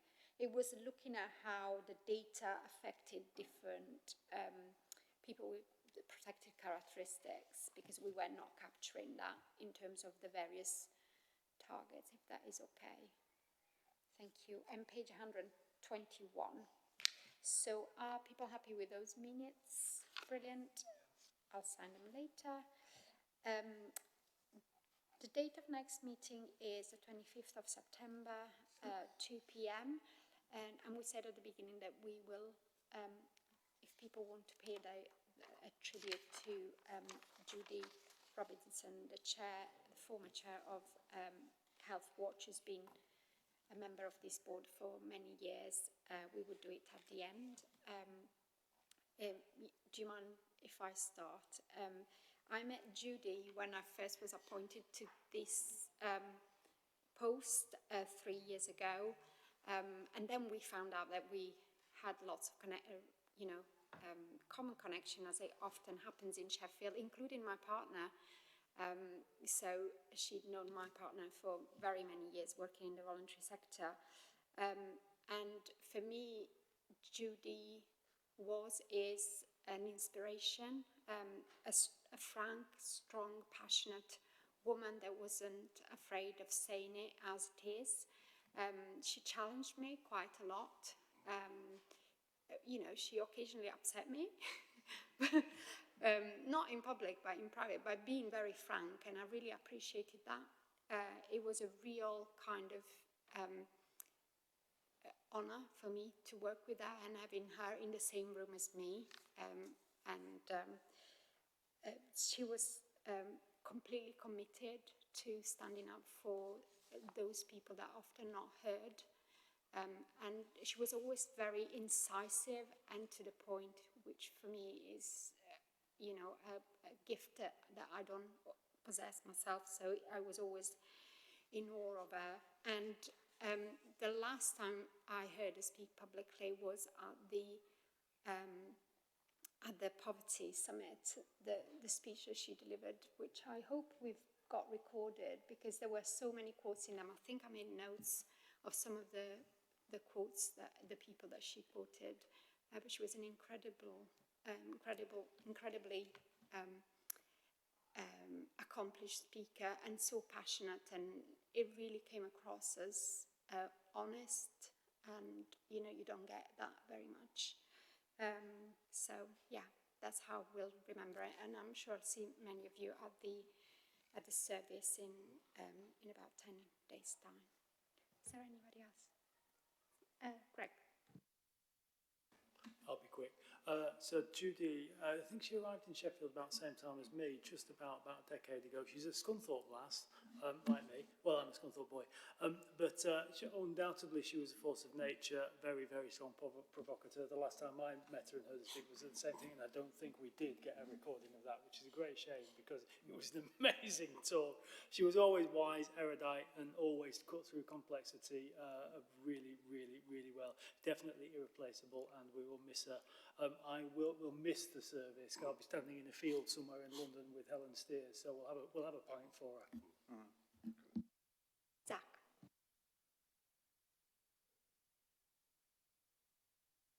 Sorry, I remember my amazing coffees with Judy and sharing ideas, and one of the times we met, and we were talking about something, and I couldn't resist using a quote, and I said, when power corrupts, poetry cleanses. I said, I think it was JFK, and she said, how do you know all these quotes? I said, because it was written on my notepad at school, and I was always so bored in lessons and couldn't pay attention long enough that I just looked at it constantly. But there is a bit about that, isn't it? Power corrupts. I hear a lot of people that talk about integrity and values and all that stuff, but very few actually live them. But Judy did, and I think she held us all to account, and I think it was... she'll be hugely missed. Lee. Words just feel really inadequate, don't they? I almost don't want to say anything because I don't think it's possible to do justice to Judy. I used to meet her quite a lot out in the countryside, hiking. She was a big hiker, and she was always a joy to meet. I think we met her first when she joined the CCG before we became ICB. Yeah, passionate. We've all said passionate, but she was also compassionate, and the two don't always go together. I always found her brilliant to listen to, no matter what she was saying. She was non-judgmental. So even though she could be direct, she was never aggressive. She was always curious. She never assumed that she had the right answer or she knew what was what, because she had this inquiring mind, which was very to the point and did cut through a lot of the nonsense that we often find ourselves getting immersed in. So yeah, just so grateful to have known her. I've seen her in action. And I think as a city, we're the poorer for her not being with us. Thank you. And I think we will close it there. Thank you very everybody for attending. It's been a long meeting, but it's been really good, some really good conversations. Thank you.